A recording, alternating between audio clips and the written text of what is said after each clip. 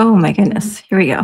Hi, everyone. Welcome to Unleashed with me, Scarlett Johnson.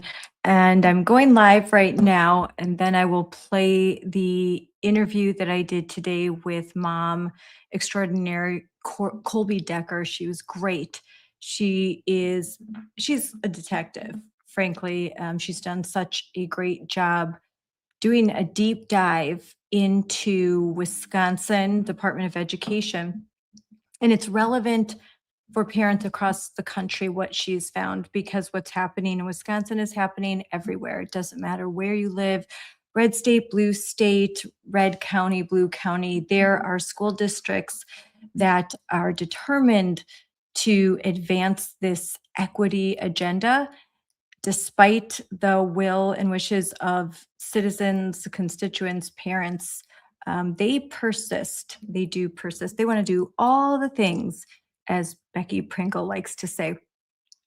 Before I talked about the interview, I wanted to go through some of the very big breaking stories that we have put out in Moms for Liberty, that I put out on my own social media.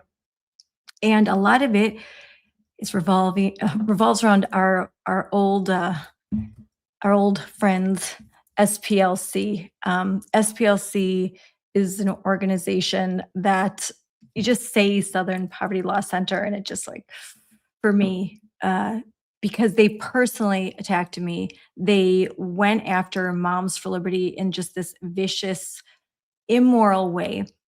And their immorality only becomes more apparent after this indictment by the Department of Justice. 11 counts of fraud. Basically, as we all have come to know, that the SPLC, where they couldn't find instances of actual racism, so they created it, they manufactured it, they funded groups like the KKK, Aryan Nation, actual white supremacist groups. They funded them. They funneled money. Donors didn't know that. Donors thought they were fighting all of the hate. Instead, they were funneling money into the hate. And they used groups like Moms for Liberty. They used us. They put us on a hate map. In 2023, they said we were domestic terrorists. And those words had consequences and implications.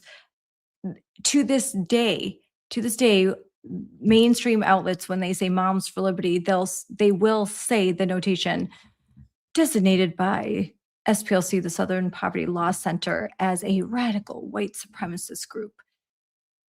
It's insane. It's not true. And they did this for many reasons. First of all, they smear who they fear, and we were successful, and we continue to be successful in operating at the local level and in empowering parents to fight for their parental rights, to fight for their children. And they can't have that. They don't want that. They don't want to see parents being successful in the fight for their children. The control over the institutions of education, they want that power. They want that control. That's what it's all about. So let's get to something unique that I think a lot of normal, regular people going about their day don't understand about SPLC and a lot of other of these activist organizations, is that they develop curriculum. So the same SPLC that has been smearing parents, calling moms, regular moms, just moms that, like me before 2020, were just driving their minivan. I had 5 kids. I voted and I listened to talk radio at times, but I wasn't overtly political. I didn't even know how many members were on our school board. I'd never attended a school board meeting. I'd spoken at one, certainly wasn't actively involved in local politics. But what they did to my children, that changed everything. And that was true for many parents during this parent revolution, where our eyes were opened. And once they were opened, we couldn't go back. We couldn't unsee all of the damage, all of the things that we were seeing. And suddenly a lot of things started to make sense. Things that we had thought about and things that we were seeing with our kids in classrooms that we dismissed and just filed away. Well, that all came back as we started to learn more about curriculum and the way things operated and the level of politics that were being engaged in, especially far left politics in our schools, was shocking to me and to many, many parents. So the SPLC, this organization that smeared moms that said, "Hey, I am coming before you, school board, asking you to please open up schools for our children. It is safe to open schools, and then to remove masks from our children because they're not doing anything, particularly kids, young kids that need to look at faces, to learn how to read. They need to be in the classrooms, all of those things that we fought for. Well, we were labeled as extremists, white supremacists, all of these terrible things um, by the SPLC. Turns out they have an education arm called Learning for Justice or Teaching Tolerance. The materials have appeared in school resource pipelines across the country, including those in my own home state, Wisconsin. This is something that I've been keenly aware of for a while, but I didn't really understand the depths of their entanglement and their entrenchment into all aspects of curriculum, including mental health and social emotional learning. The Defending Ed has just released a fantastic report about just how insidious this all is, and encompassing 42 states on record as of right now. I did my own research and investigative work. I put that on X yesterday morning. We've got almost 200,000 views. Moms for Liberty has reposted and shared what is going on in Wisconsin. Same thing, Rosalind Hanson from Maryland, from Montgomery County, Maryland. We've posted excerpts of her talking to her school board about SPLC and that curriculum in her district. She's recently had a conversation with CEO and co-founder of Moms for Liberty, Tina Deskovich, on the Fire of Liberty. We just aired that yesterday, so you could watch that great interview where Rosalind goes into depth to talk about Montgomery County and the SPLC. So this curriculum is in our schools. It's K through 12 schools. Parents don't know this. There is so little transparency on this issue. Parents deserve transparency. They deserve access to this curriculum and the full paper trail. Fortunately, we can offer some of that. If you look on our social media, there are numerous links. So the receipts are there. I posted a very long thread. The same curriculum that you see in Wisconsin, it's the curriculum that would be in your state. So I advise you that if you are interested in this, please go to Defending Ed, read the report, and look at the social media of Moms for Liberty. We have been putting out a lot of great material about this. And all the links are there, all the receipts. So just click on it and you're going to see, even if it's unique to Wisconsin, with my research, it's not too hard to take some of that language, look at those links, and apply it to your own home state. And you just go to your state Department of Education, go to the board docs section on your school district, just go to your school district website, and you're going to see some links to board docs, and then just start to do some searches there.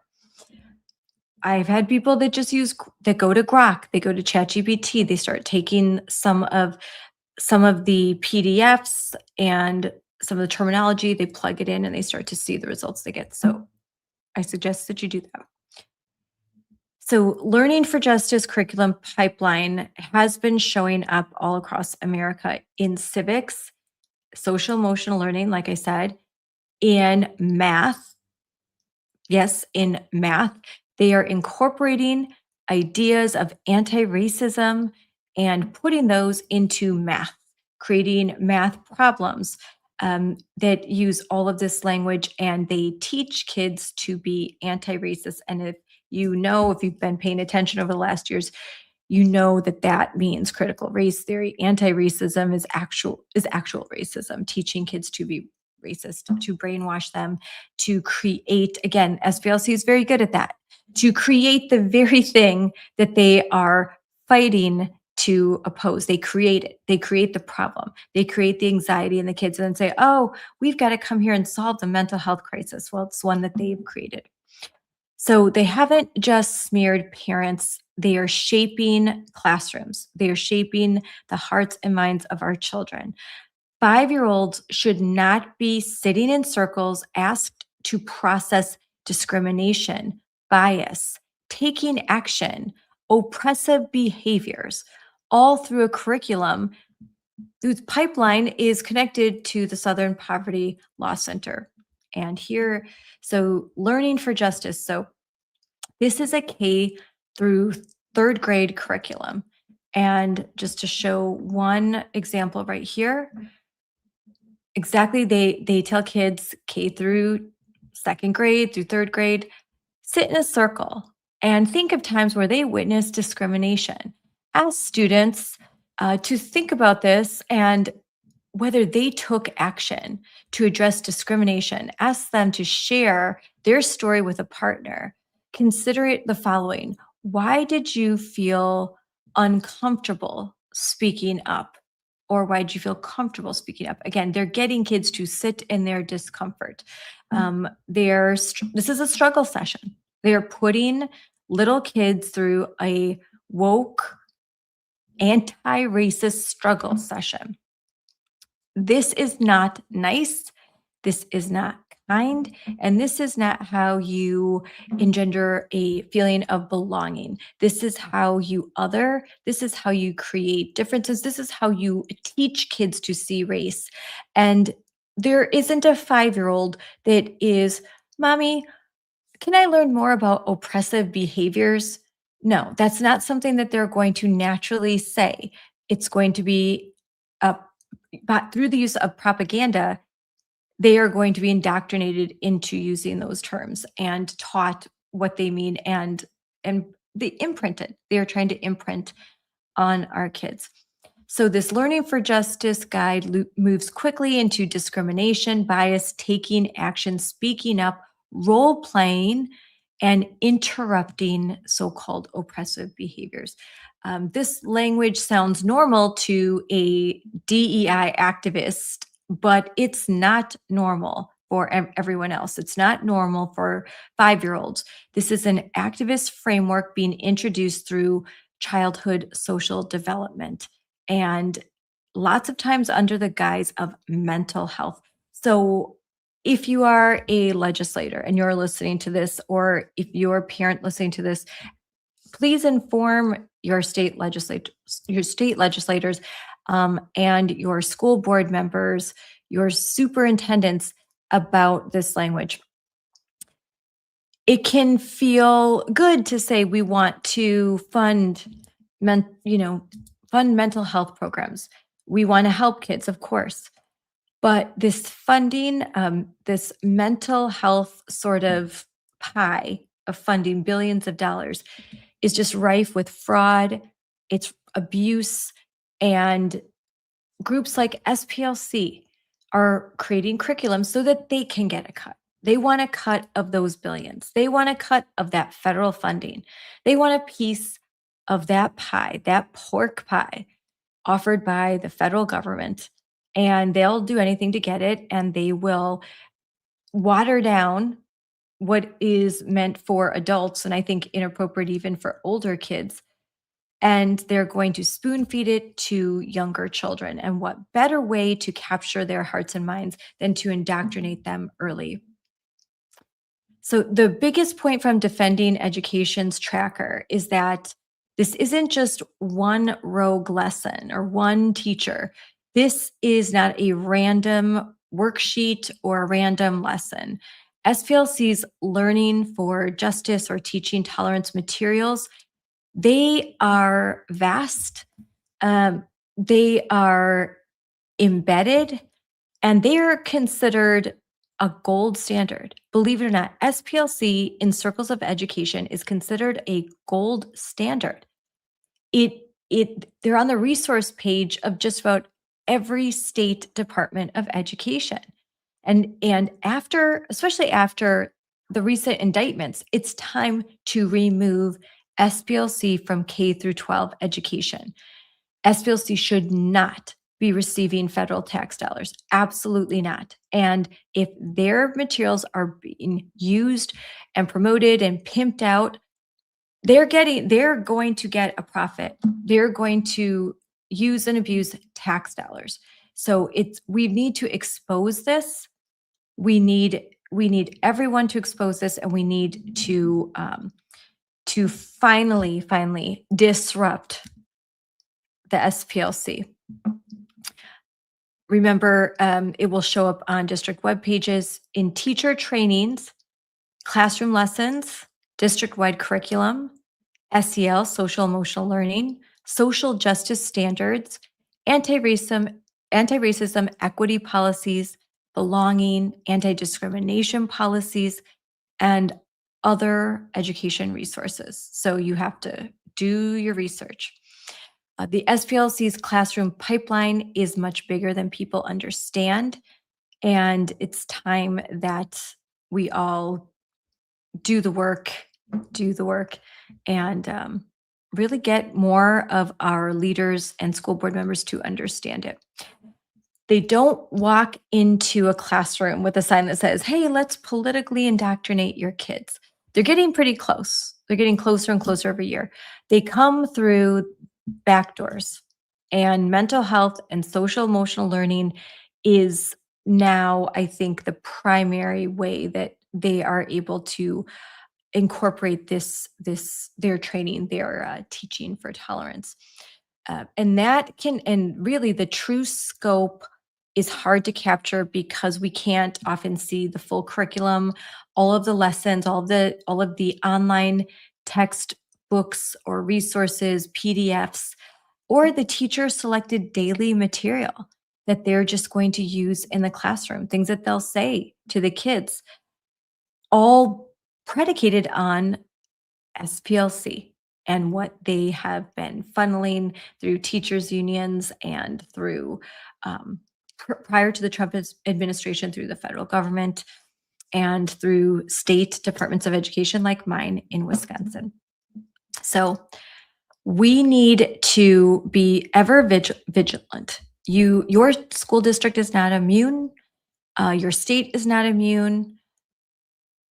Wisconsin is certainly not immune. And the Southern Poverty Law Center is not going to be easy to dismantle, but it is something that we absolutely have to do, considering that they have just been proven to be utter and complete frauds. So there's a few other, let me see if I have a few other things to show.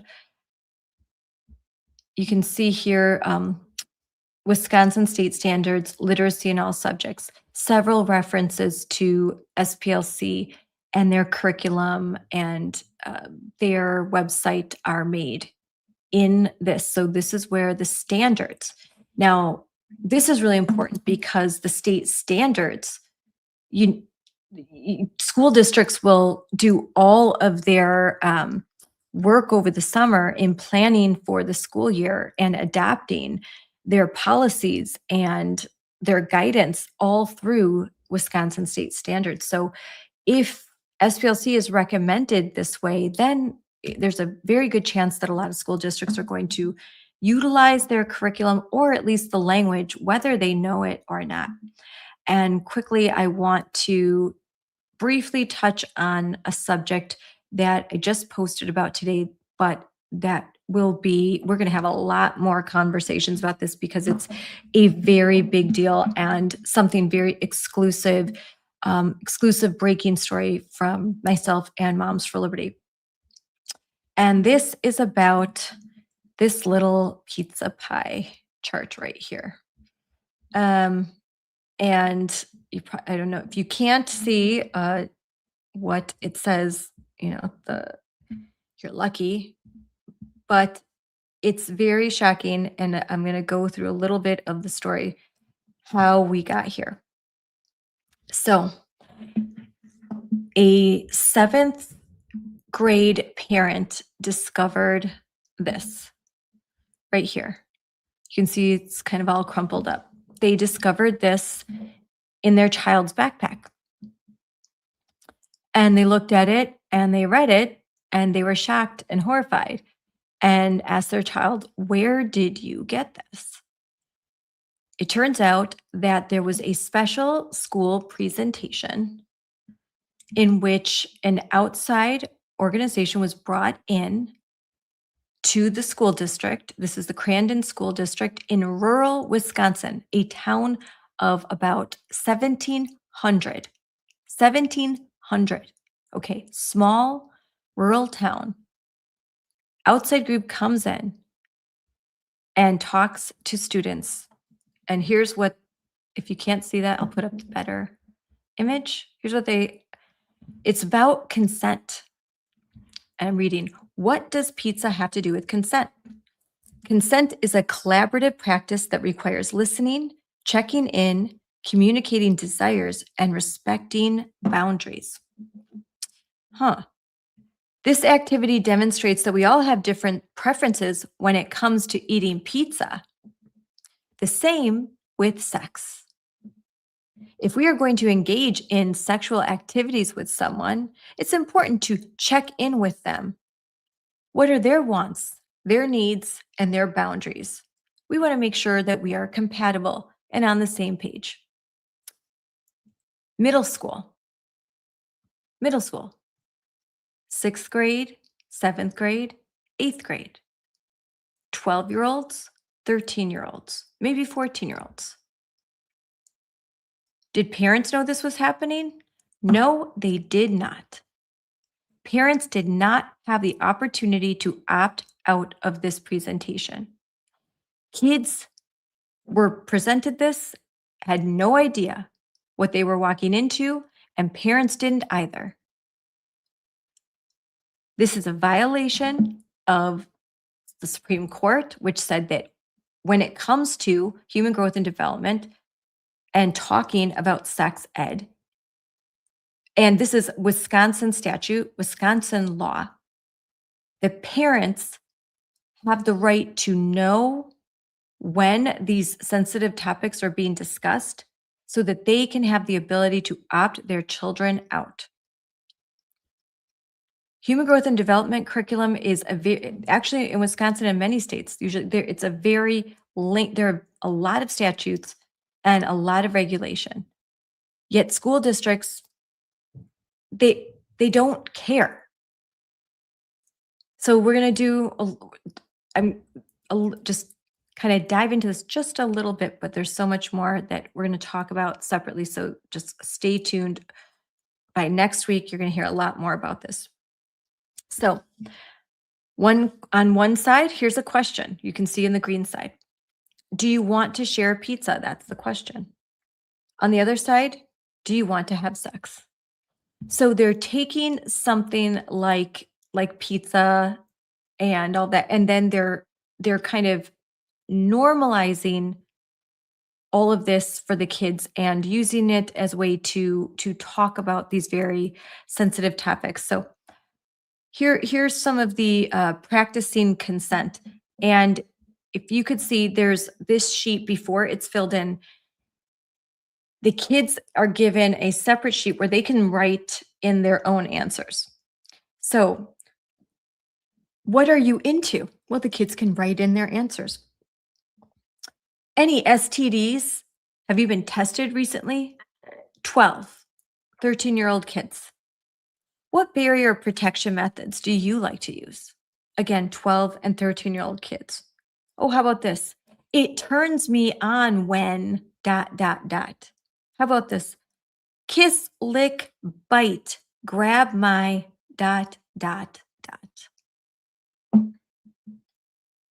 Kiss, lick, bite, grab my ... That is a question that someone who is not a parent is asking kids and asking them to give a response to this,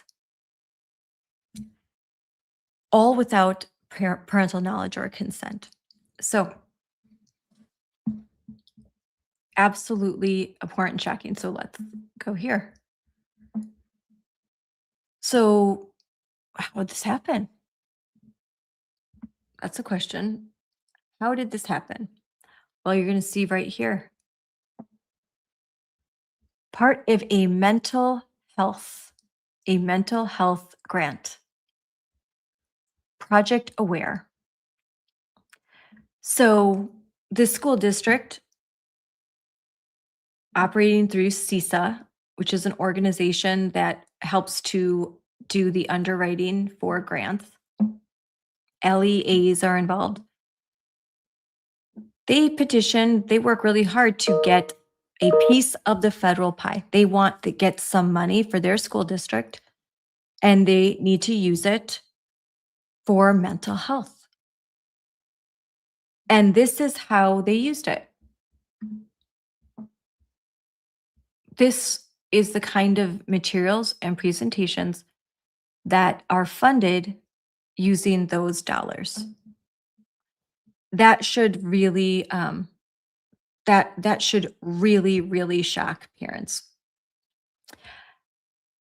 The group, we're going to talk more. I don't want to give too much away, but we're going to talk more about the organization that provided this presentation.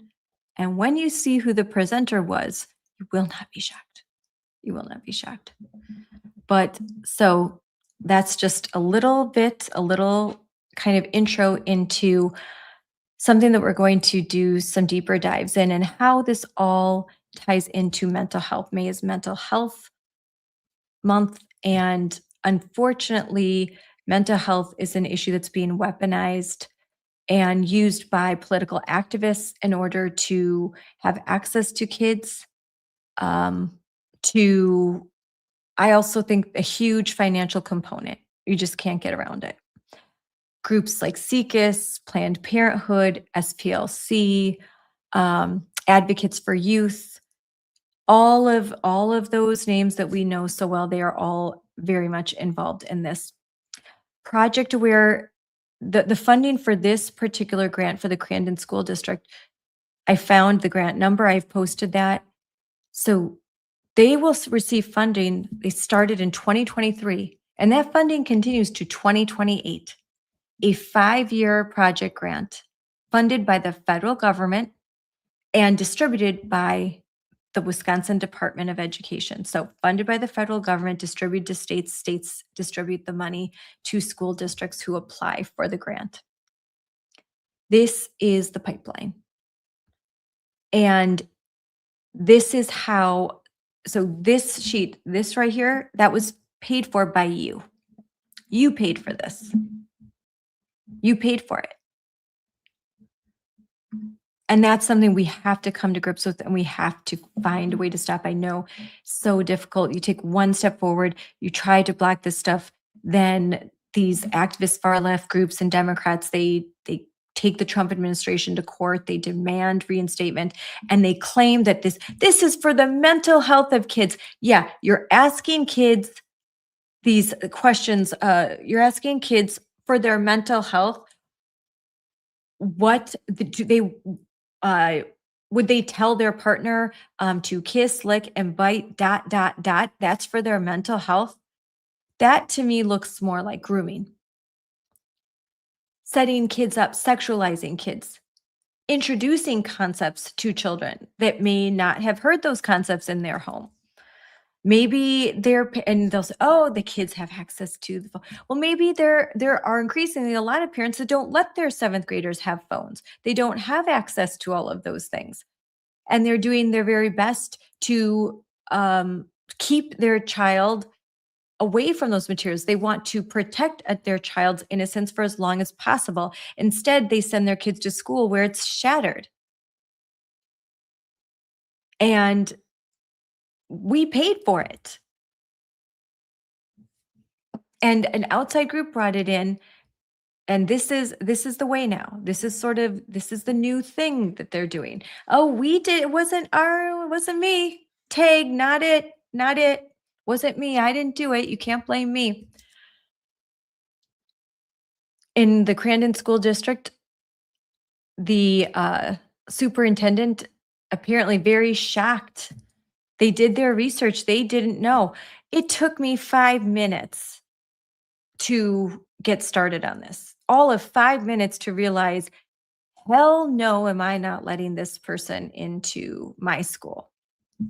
I mean, it's not rocket science. I think I'm pretty smart, but this isn't rocket science here. Look up the name of the group that's coming in. Ask to see the materials. Apparently, these materials were supposed to be modified for 7th graders, but they weren't. Oopsie. Oh, we were going to modify them, but we think your kids need to learn about consent. We've decided. My friend and colleague, Bill Brewer, who I want to acknowledge as he's a Wisconsin ambassador, and he was the first to receive this from a parent. And then he passed it along to me, but not before doing some homework, doing some research. And he went through and he read a lot of the PDFs put out by the Wisconsin Department of Instruction. What he noticed, he said this to me today, there were a lot of words, one booklet, 32 pages of guidance about Project Aware. But one word he did not see mentioned once, parents. They like to talk about consent when it's kids consenting to sexual activity when they're 12 and 13, but they don't like to talk about parental consent. That's when consent is like, no, hard pass.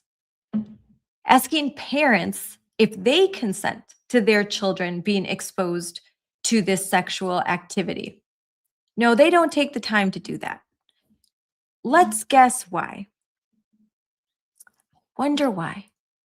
Because they know that most parents would freak out and say no. They don't ask permission. They ask forgiveness. Don't give it to them. This is a violation of Wisconsin state statute. It's a violation of the protocol of the Department of Education, President Trump's executive orders. Let's do something about this. Do something. Who knows what this did to a child? Who knows? I mean, does a week pass where we don't hear about some groomer teacher or someone in a school district in Wisconsin that has access to our kids? They see something like this and they're thinking, a lot easier for me. Thanks for serving up those kids on a platter. This is grooming kids. The definition of it, right here, you're looking at it, and we paid for it. So no, I am not going to let superintendents just say, ooh, golly, I'm just as surprised as you. Why? First of all, so you're either incompetent or you're lying. Either of which of those are not a great thing for our school district. So which is it? You're lying or you're incompetent? Grossly incompetent, as a matter of fact. And again, elected members of the legislature of Wisconsin and every state, stop blindly funding departments of education. Stop giving them their wish list. They will tell you it's for mental health. Now you know what mental health looks like for them. Just say no, because they will not tell you the truth. They will show you something, bait and switch. They will tell you something and do something else. They will tell you they're going to modify it for young kids. And then, oopsie, we didn't. And what are you going to do about it? Because they'll send their activist goons to go after you, and they'll send you to school board meetings like just happened in Watertown, and they think that they can scare and intimidate you. Don't let them. Expose this. Shine a light. That's what we're trying to do right now. I hope this ends up on Fox News. I hope this ends up everywhere. I hope this ends up everywhere, because in a town of 1,700, a rural town in Wisconsin, someone came through with they them pronouns and tried to sexualize groups of kids. That's what happened. That's abuse. It's wrong. And it shouldn't be happening. It certainly shouldn't be happening with federal and state tax dollars. And it's time that we got very angry about this. Not just, oh my gosh, let me share it. Get angry about this. And, since I'm going all deep on this, give me a second. And so I'm going to show you a little bit about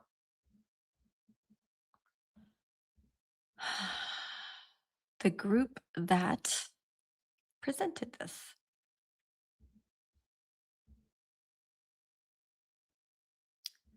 So here, let's just go. You know what? I won't show the image. Let's just go to the website. Let's just do that.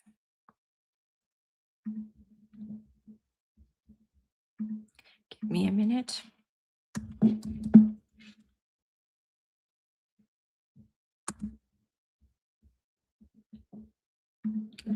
There.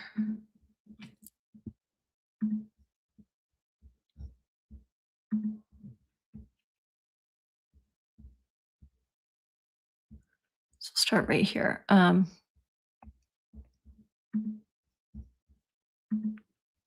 we go.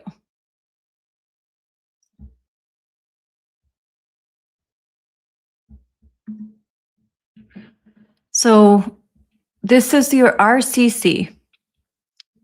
When you go to their website, this is the first page. And RCC advocates for those harmed by sexual violence, centering on survivors, promoting societal change. So at the beginning part, you think, okay, then it gets to committing to the evolving force for social equity. Right there, there should be spidey senses going off. But okay, state superintendent, administrators, equity is their love language. They hear it so much, they don't think anything of it. So then let's see. Okay, let's do a little bit more digging then.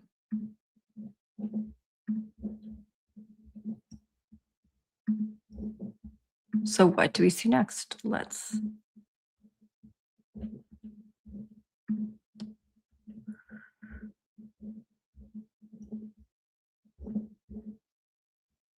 All right. So here is on their website. Intersectional approach.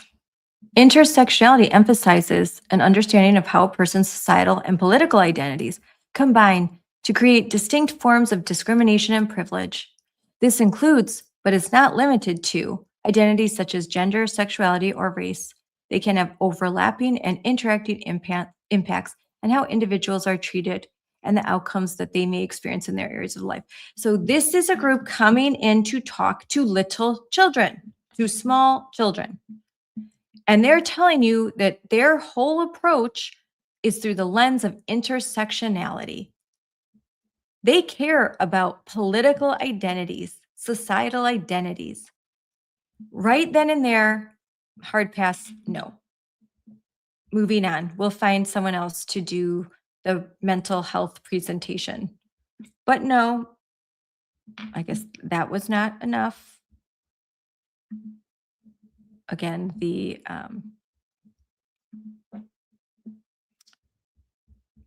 let's go to one more.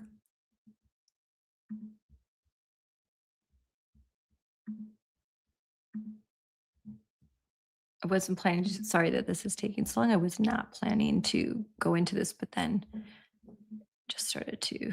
Okay, so here we have the presenter. They, them. Director of Outreach, Education, and Prevention. They, them. So this is the woman that gave the kids this. Remember, intersectionality approach. Could it get worse? Oh yes. Oh yes, it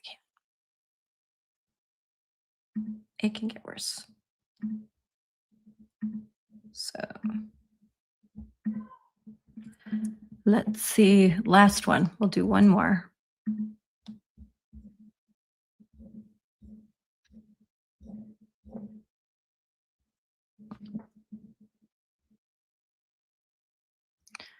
I'm going to bring up her. Let's see.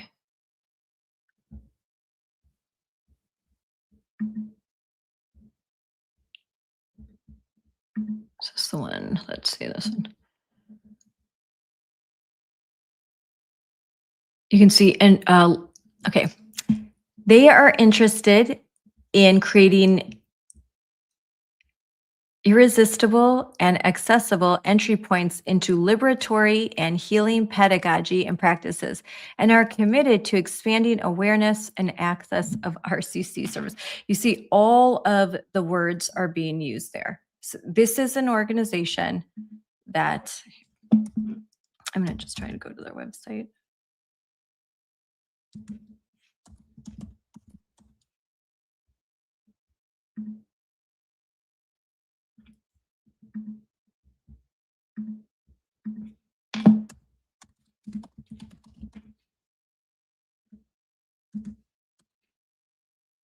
Okay, here we go. This will be easier. So let's move this, remove this.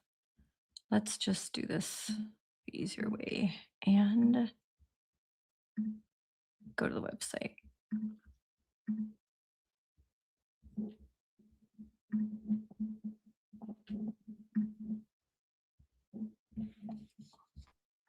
Okay, so here we are. So this is the organization that, through the Project Aware, was contracted to come into the Crandon School District and provide this to children. So then let's go again. We're going to add. So let's look at this website here. So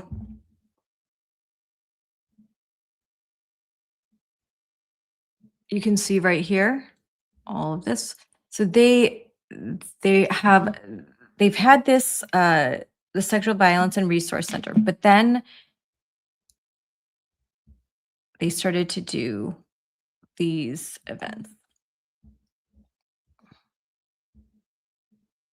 So the high school presentations, look at this. Trans joy. Yeah, like understanding sexual high school. But in this instance, in Crandon, it was middle school children. But so you can see their calendar is pretty full of going to high schools, tabling at the Capitol, all of this. And then the leadership. So then we're going to go to, you can see, look at this. She, her, he, him, they, them, all of that. Sorry. But the presenter right here.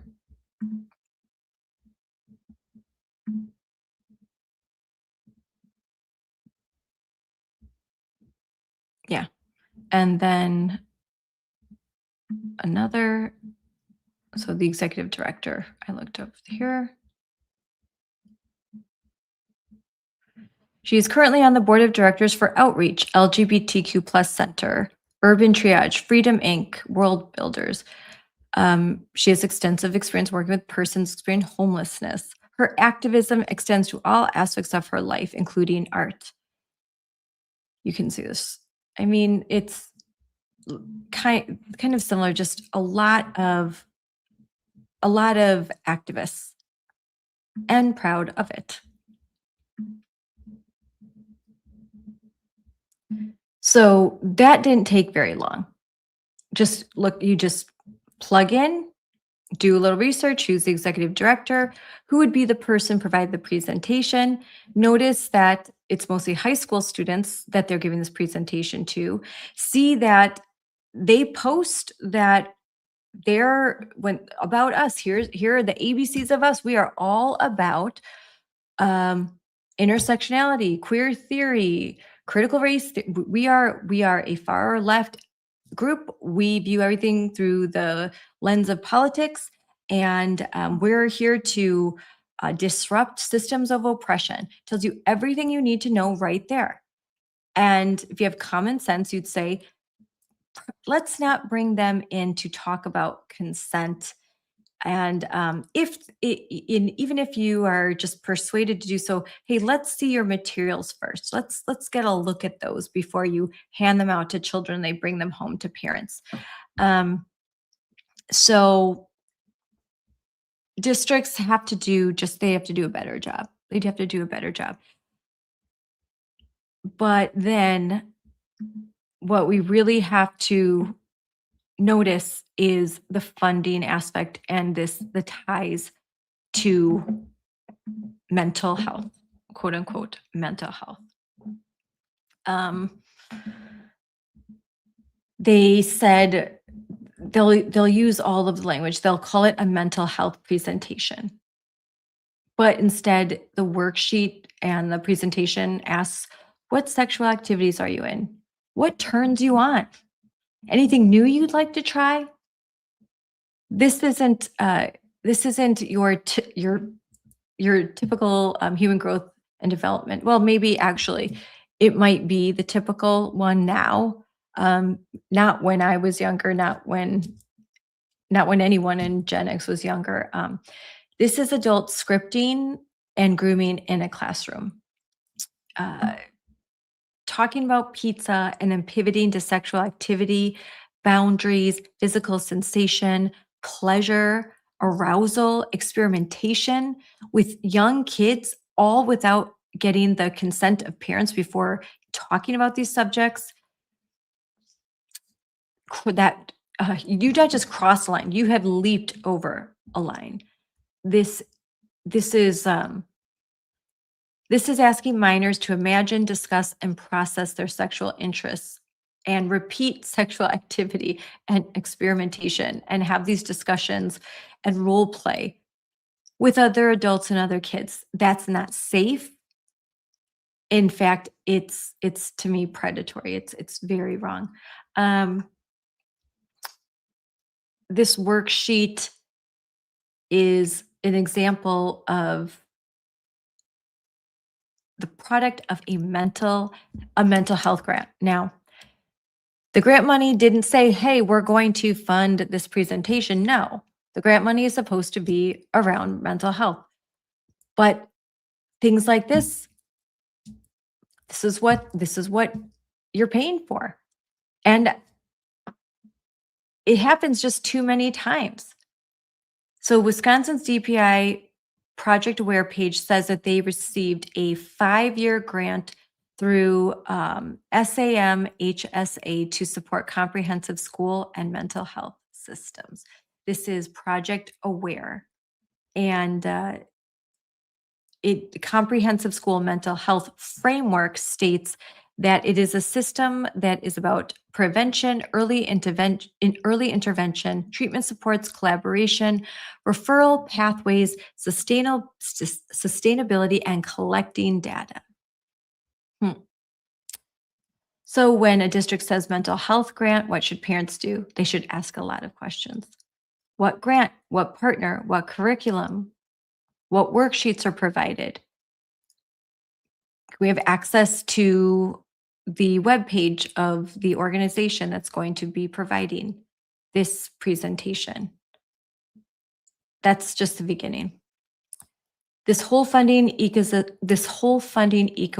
around mental health needs to be investigated very thoroughly. Parents need to know where their tax dollars are going, and are they going to bring sexualized material into classrooms at the very least? So that is there's still, believe it or not, after all of this, there's still a lot for us to discuss. And the whole time I had that up, I have to. So there is still a lot to discuss. I'm sorry, the whole time I had that up, I kept that picture up on screen. One last time, let's look here. It's just so important for parents to continue to be actively engaged in the lives of their children. It's nothing to be embarrassed about, to ask a lot of questions. It's just get used to it. Talk to teachers. I would venture to say that a great many teachers were pretty surprised to see this worksheet. And I would venture to say that a vast majority of staff members were not on board. And that's why they bring in these outside organizations that are perfectly happy to do this, because they're activist organizations. They're funding, they don't have to rely on private sector funding. They get all their money from the government. They very little accountability. They love it. They hate the private sector. They hate when they have to actually provide results, and and people want to know that when they're going to spend $160 to $200 an hour on therapy, they ask a lot of questions. But when the government's doing it, suddenly everyone asks as if Santa Claus drops the money off every year. Those are real dollars. Those are tax dollars. And these are our actual children. And they're the children in your community. And it's not appropriate to sit around in a circle with little kids and say, hey, what turns you on? Frankly, if that's happening, if an adult is with your child asking them what turns them on, you should probably call the police. That's what I would do. How dare you? Like, I'm going to call the police. I've got an 8th grade daughter, and I'm telling you, my hair would be on fire, heads would roll, and someone better be in jail if they are going to take my daughter without my consent, my permission, put her off in a circle and have her role play with other boys about what turns her on. That is gross. That is inappropriate. That's abuse. I think it must violate, someone tell me, does that must violate some statutes, right? You can't just like, oh, that's horrible, shocker. Like, think about this. Do you have a 13-year-old child? Do you have a 12-year-old child? If an adult is pulling them aside, asking them questions like, hey, are you kinky? What do you like? What turns you on? Are you okay with that? Is that something you're okay with? Put all the politics aside. Do you think that adults should be in schools asking kids these kinds of questions without parental knowledge or consent? Yes or no? And if you say yes, I question your parenting, very much so. Be honest, it's wrong. And it's funded under mental health. You are giving kids mental health problems that they will have to unpack later on in life. You are not solving them. You are creating them, in my opinion. Sexualizing kids too young is so harmful. And I don't know why adults want to do it, except for something not very good. Because I don't know what kind of adult wants to sneaky, like, sure, I'm going to change. Yeah, I'm going to modify it. But then I don't modify it because these kids deserve to know. Because you know what? They're probably doing all these things and you just don't know it. And I'm going to keep some secrets with them because I'm a cool adult and I'm with it. And I'm like, how dare you have your own kids? Pull all this crap with your own kids. Even then, I would say not a great idea. And someone should be watching closely if you really think that this is something you love to do with other people's children.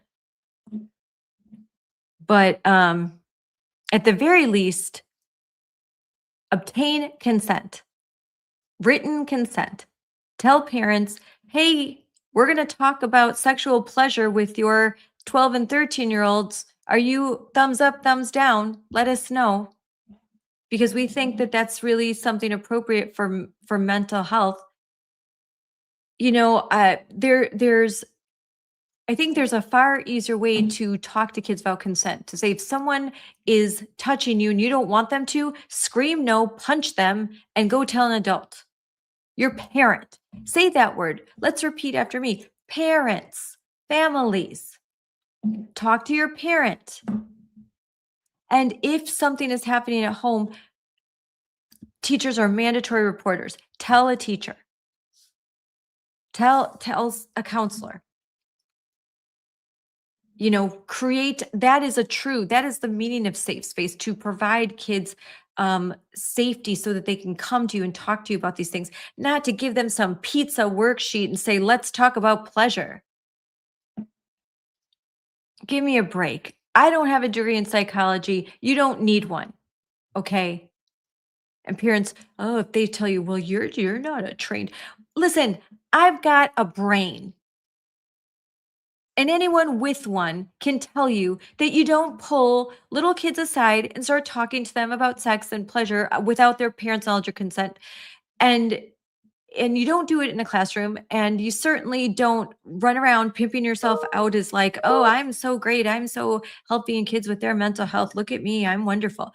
Like, that crazy may work in a communist, like, little enclave of, you know, Madison or LA, maybe that works, but that doesn't fly in a town of 1,700 people in a small rural community.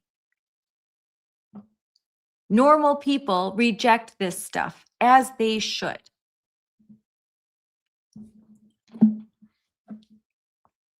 So mental health, okay, does not mean what you think it means. If after we're getting on an hour and I'm going to stop, but if one thing you walk away with, please walk away with this. Don't just blindly say mental health, yay.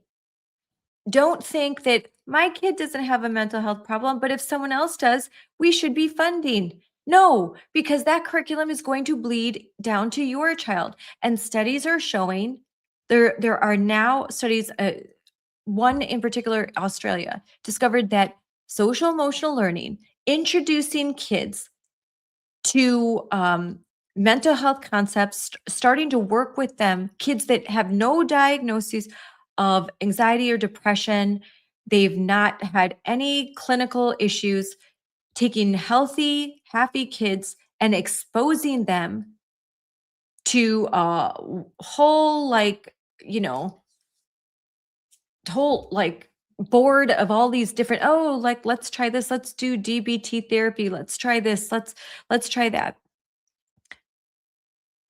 People that might not even be properly and qualified to work with kids on these issues, but they're doing this with perfectly healthy kids. And you know what's happening? They're creating kids that are depressed and filled with anxiety, and their relationships with parents get worse. So, you know, some honest brokers, at least there's some honest researchers that have said, we've got to stop doing this. It's not working. But when in America, there are billions of dollars on the line. You can bet your bottom dollar that you're going to find a lot of school districts that are suddenly very interested in mental health because they want the money. They will jump through hoops, they will get that money, and then they can hire another teacher, they can hire another counselor.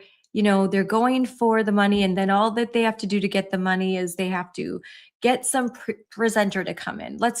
We get this money over 5 years, and maybe they're thinking we can use this for real good. Let's give them a break, and we're going to use this for real good. All we have to do is have a presenter come in with some worksheet on pizza and talk about sexual pleasure and consent. That's the price we have to pay. Okay. Well, first of all, that won't be the end of it, and that's the price too high. So now I think let's start this conversation with Mom Colbey Decker, because we're going to touch on some of this, and she's going to talk about her experience with her son. Her son, who's diagnosed with dyslexia, had an IEP, had all the things lined up. He was supposed to get supports. And when they moved to the Green Bay School District and they talked with the administrators, and they expected, of course, here we've got a diagnosis here, we've got all the legal documentation, the medical documentation, my child needs help. They were told, well, sorry, but your kid's the wrong color. We prioritize our services, our special ed, based on the color of skin. And since you have a white little boy, he goes on the waiting list, even though he had disabilities that were more severe than the other kids that were the right, and I hate to say this, but the right race. They had a race-based policy as far as providing services for children with special needs. That's DEI. And so let's go talk to Colbey, who I will have back on. She was amazing, amazing mom. And I think y'all going to really enjoy this interview. So until next time, here we go.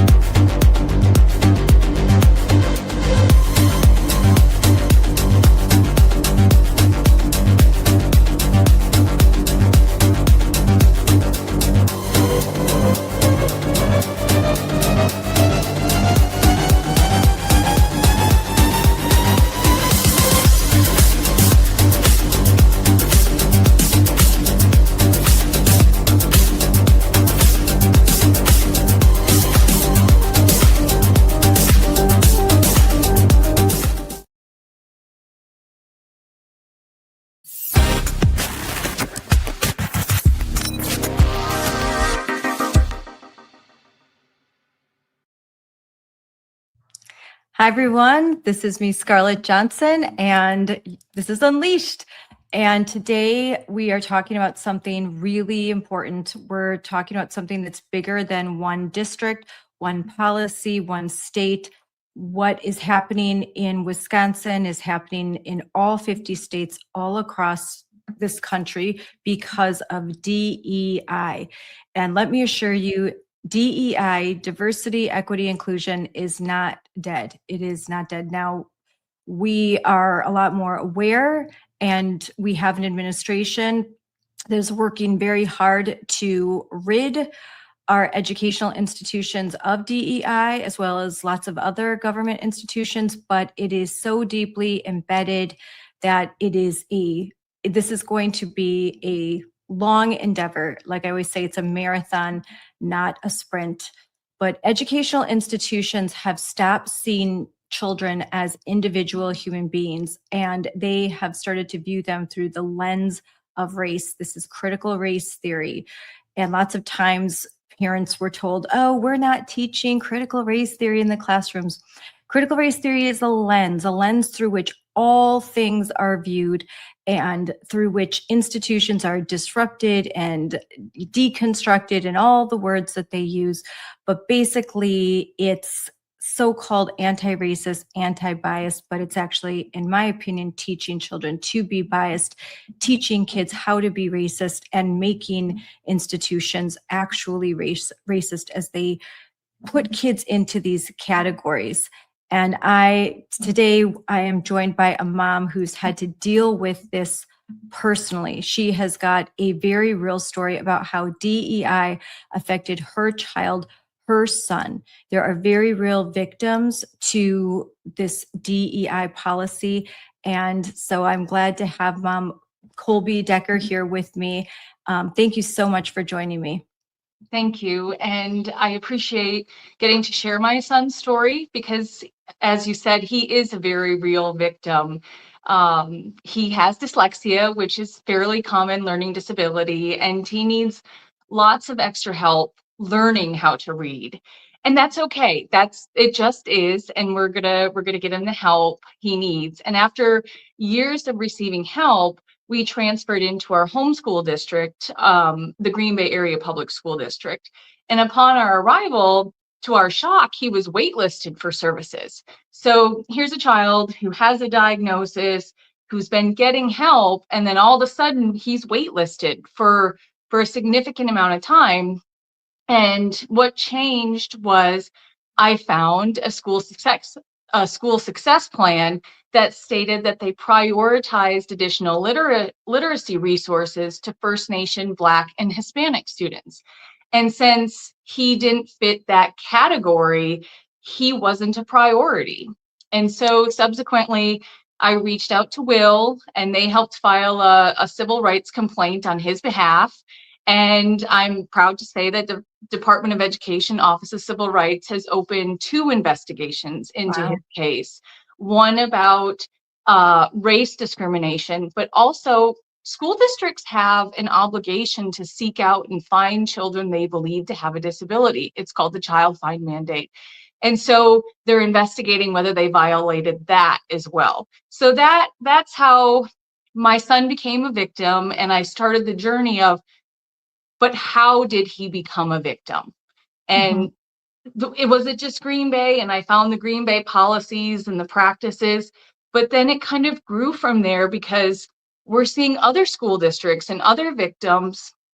And so it's really reached a state level. This is being pushed down from a state leadership level. How old was your son when you knew that he had this reading difficulty? When was he diagnosed? He was 6 years old, and we have a significant family history of dyslexia. So we knew what we were looking for. He was being monitored. And so it was a fairly significant deal to get that formal diagnosis to rush him with the resources that he needed. Was that an IEP? Well, he was at a charter school, so it's the equivalent of a student support plan. So when a child is in there, it should automatically be converted, but the Green Bay district ignored that and just said, oh, no, he has to start over. Wow. And then, so he needs supports, and with supports, children with dyslexia grow up to be very successful adults. There are a lot of famous adults that have struggled with dyslexia, you know, actor Tom Cruise, the owner of Home Depot. These are all like great success stories. So with the help that can be provided now more than ever, these kids can not only thrive, they can really just achieve great things, but they need that support early on. It's critical. If the sooner you can rush resources to someone struggling with reading, the sooner they can get to where they need to be, and you can open up resources for other children. And especially with children in dyslexia, you see if they fall through the cracks and they don't get diagnosed until later in life, they've been so frustrated that it's hard to re-motivate them to start that journey again. That's why it's so important. And he was on that journey and he kept asking, why, like, when are they going to help? I know I need help with reading. Like, this isn't something new. This isn't something we're ashamed of. It just was. And that was the worst part, was he didn't understand why they wouldn't help him. Yes. And kids are their brain, the way that we're wired as humans, the earlier that they can start to make the connections and phonetics and reading, the better success that they're going to have. That's why kids learn languages really fast when they're young, and it's much harder for us as adults to learn them. It's just the way that our brains are wired, and any educator should know this and should understand why it's so important to get a child the resources they need when they've been diagnosed with a reading disability, dyslexia. I myself understand this process very well because my youngest child was diagnosed with a reading disability. So the faster that you can get that attention, and usually associated with that sometimes are speech issues, speech and language issues. So you need to get those supports in as early as possible if your child is going to reach, by the time they get to junior high, lots of times for my own daughter, like she's already, her IEP for speech is no longer necessary, but we had to get the supports in really, really early so that it could come to a point where we could celebrate the fact that she no longer needs speech therapy services. She's, conquered this, and with a lot of work. So obviously every parent is advocating for that. How did you know, when did it occur to you that you needed to do some digging to find out that there's something wrong? They're not giving your son the services that he needs, and there's more afoot than what they're telling you. So he entered the district in January of 24, and that's when he was waitlisted. And the mountain of previous interventions that he had for years, it became so apparent, it didn't make any sense. And so then in the fall, we're re-entering the school district, and I reach out and they're like, we're going to waitlist him again, or we're going to put him in a tier 2, which is a group type setting, which is not nearly as intensive as what he had been having and what he requires. So I'm digging around on the school website, and that's when I found that school success plan. And that's when it led to, well, is this just a school? Is just building specific? Is this the district? And it opened a whole can of worms to what had been implemented within the Green Bay School District. So Colbey, I'm going to play the video that was released by the Wisconsin Institute for Law and Liberty that gives a very short introduction into your story. Oops, wrong one. Sorry, hold on. Got it right here.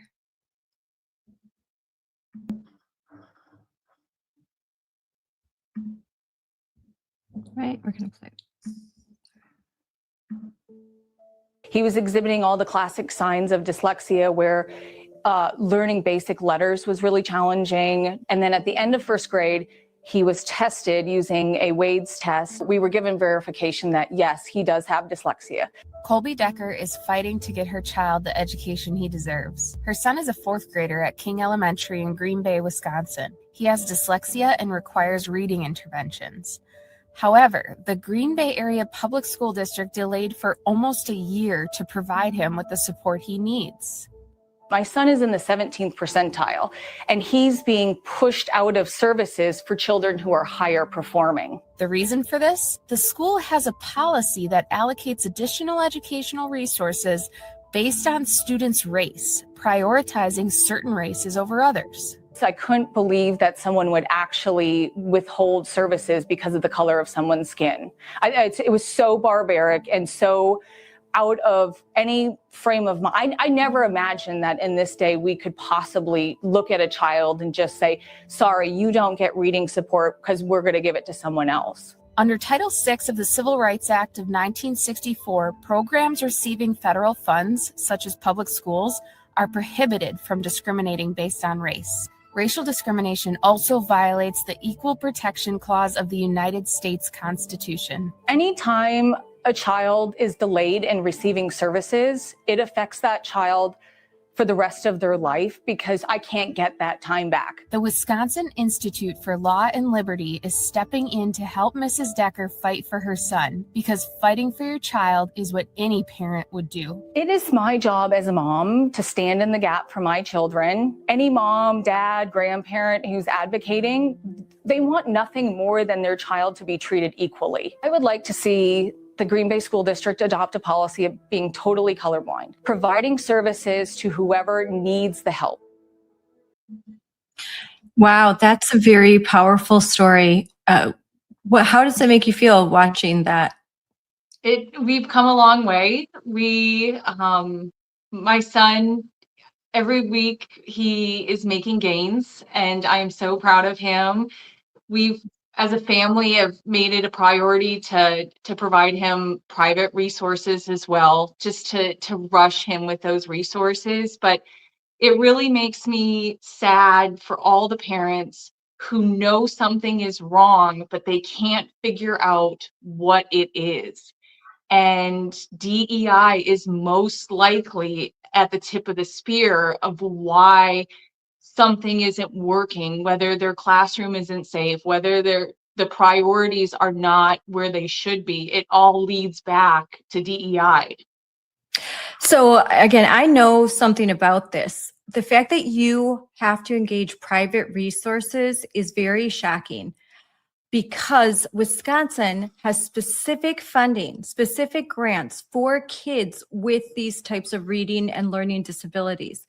They can take those grants and they can use them sometimes if available in private school, public school, but schools are allotted a large chunk of money per child enrolled in a public school system to provide these services to kids like your son. And the fact that they are being provided and allocated those funds, but not using them on your son, and then you have to engage private outside help should shock taxpayers, because the funding that you think that's going to fund special ed, you think that, okay, yeah, this is something we absolutely need to do. And Jill Underly goes before you and says, we need more money to fund special education. And even some Wisconsin Republicans fall into the trap of thinking, yeah, we've got to make sure that we help these kids, but they aren't. These funds are being wasted. They are often becoming part of a slush fund for DEI projects. That's very unfortunate. A very unfortunate thing for me to say, and it's a very unfortunate thing that's happening. So how are you dealing with this in your school district? So in our district, when we had his initial IEP meeting, it was really important. He had been using a program. It's called the Wilson Reading System. It's like a gold standard for dyslexia, but it works for all children because it's a phonics based. It's just a very methodical program. It's something he has been using for years. And we said, hey, I would really like him to have the continuity of care and continue on that. And hey, I also know that you have a reading specialist in this building who is being trained on it. And the answer was no. No, this is your option. I sat in an IEP meeting and they offered a program and they tried selling it as this amazing program. We think it would be so great for your son. And I was like, I'm not signing off on that till I research it. I go home and I research it. It's a program specifically designed for English language learners who have fallen out of love and have become frustrated with learning the English language. And so that would be nice for them because they could just lump resources and just put them in with the English language learners, but that's not providing him any of the specialized resources he needs. So unfortunately, I have found with the Green Bay School District that it's so big and people are very scared to speak out against the district. And so instead of trying to advocate internally, I have been advocating around the district. Yes. I think that that has been more effective at creating change. They have had to change some of their equity statements, but we know that's not really changing the spirit of what they're trying to accomplish. But I'll take that win any day. So as you started this fight for helping your son, you started to become a master researcher. And I know this, you have a great X account. You post a lot, you do a lot of deep dives, and that kind of, falls in line with what you have done as a profession. So what have you found when doing these deep dives? So if we look at a lot of the problems, we get frustrated as parents. Other parents reach out and they're really excited because a civil rights investigation has been opened. And that's a wonderful thing. The Civil Rights Office is very much trying to get enough lawyers to fill and get rid of the backlog. But I think districts have come to realize that it's going to take 3 to 5 years unless we get these lawyers in there. So they're very emboldened. And Yes. then on top of that, you have Dr. Underly, our state superintendent, who's refusing to acknowledge the new DEI ban by the Trump administration. She's refusing to sign off on that. And so that led me to find the formal DEI timeline. I've been working on it, piecing it together, but I found the Department of Public Instruction's victory lap, if you will, of how they've gone through and done the long march through the institution of education here in Wisconsin. I'm going to play a few clips of Jill Underly, and yeah, I know like this will go out nationwide. She just represents most bureaucrats in education. Most of those, yet we don't all have the great heads of education like in Florida and some other states. Most of us, even in some red states, don't have the best people in charge of education. It's a field full of activists, and that would be a whole nother show to talk about education training and all of that. I've gone through that with Daniel Buck and Alvin Liu and Corey DeAngelis and James Lindsay and so many others. I think anyone who's watching this understands that whole, the DEI swamp.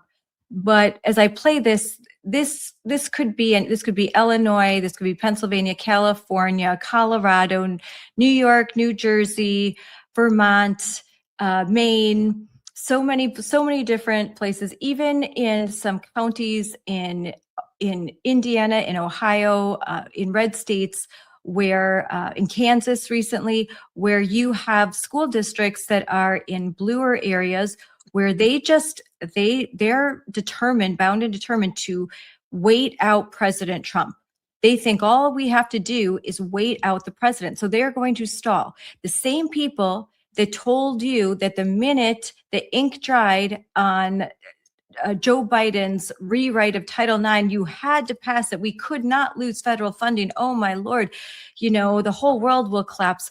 Are the people that are like, oh, well, we're just going to wait and see what the court says, or they're going to find some obscure passage in their state statute somewhere to say that there's a way that around this we're actually in compliance with Title IX, or they're in a blue state where they feel perfectly comfortable just thumbing their nose at President Trump. So while I'm playing a clip of Jill Underly in Wisconsin, this could be, anywhere in America. So children's communities, their classrooms are also some of the most inclusive and equitable places in our state. This is thanks again to their diversity and the fact that public schools are for everyone. And it is also despite the push from some leaders to try and homogenize learning in a way that is just not reflective of historical or current reality, nor of a child's lived experience. It is also thanks to intentional community building and social emotional learning in our classrooms that creates a deep understanding of educational equity among our students. All the feels are in there. While we're talking about diversity, equity, and inclusion, and about how meeting the needs of our most vulnerable learners is actually helpful to all, let me share a couple reminders. First of all, this is a good moment to remember that the curriculum, which reflects the diversity of the human struggle and progress, is in fact reflective of the history of this country, and that affirming the lives of our Black, Indigenous, and students of color matter. And it's not political, it's a statement of fact.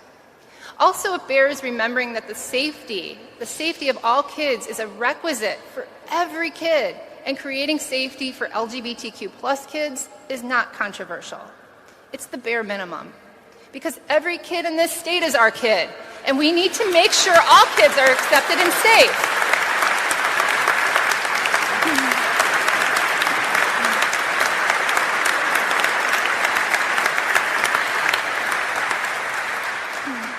Because all of this, diversity, equity, inclusion in our schools, all of it makes it possible for our kids to thrive academically and personally, to thrive as unique learners and as unique children.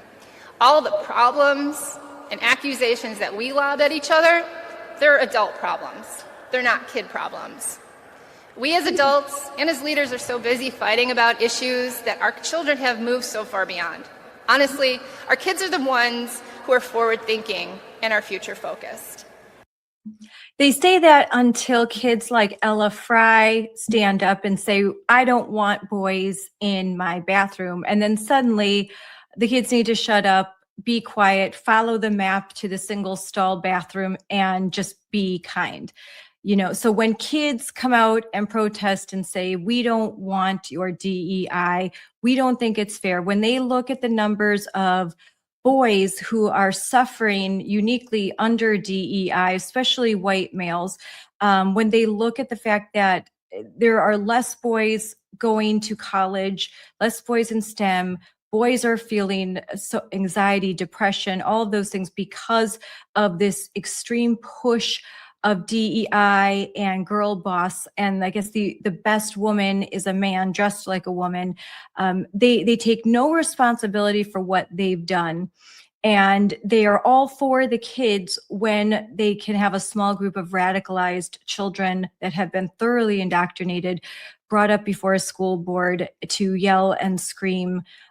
But they aren't there when those same kids become detransitioners like Chloe Cole. Then they drop them like a hot potato and they say, no, Chloe, you can't sue because you can never get your breasts back, or you may not be able to have children. So these people do not care about children. They didn't care about your son. They don't care about the transgender kids. They don't care about Black kids, because just look at the numbers of the Black literacy rates in Milwaukee. They are abysmal. Wisconsin is dead last in teaching Black and brown students to read and to do math. So if they actually cared about those kids, they would do something different. Instead, they doubled down on DEI, feel good stuff that they can run around blaming and pointing fingers at someone else, instead of looking in the mirror and thinking, what have we done wrong? We need to course correct. And that's my TED talk, but it really gets me excited to watch. And you notice where she gets the most excited. And this is true for all of these Democrats and all of these far left woke activists. They get the most excited when they start to talk about DEI and trans kids. And like they really, that's just their like, He talks a lot about being forward. Kids are forward thinking. And you see this in the Eau Claire School District. That is one of the most radical school boards. This is also the location where the professor flipped over the college kids students table. They flipped up. They're married. One of the board members is married to that professor, and she is giving a speech in the middle of a school board meeting about how they have to have all of the trans identity and LGBTQ material for small children in the district, because children understand it. Children are more accepting. Well, of course they are. Children are very impressionable, and she doesn't understand why these loving families are trying to protect them. She's over there trying to say, no, I know they're susceptible, and that's why I want them. And Jill is using that same language of these are our children, and they're very forward thinking.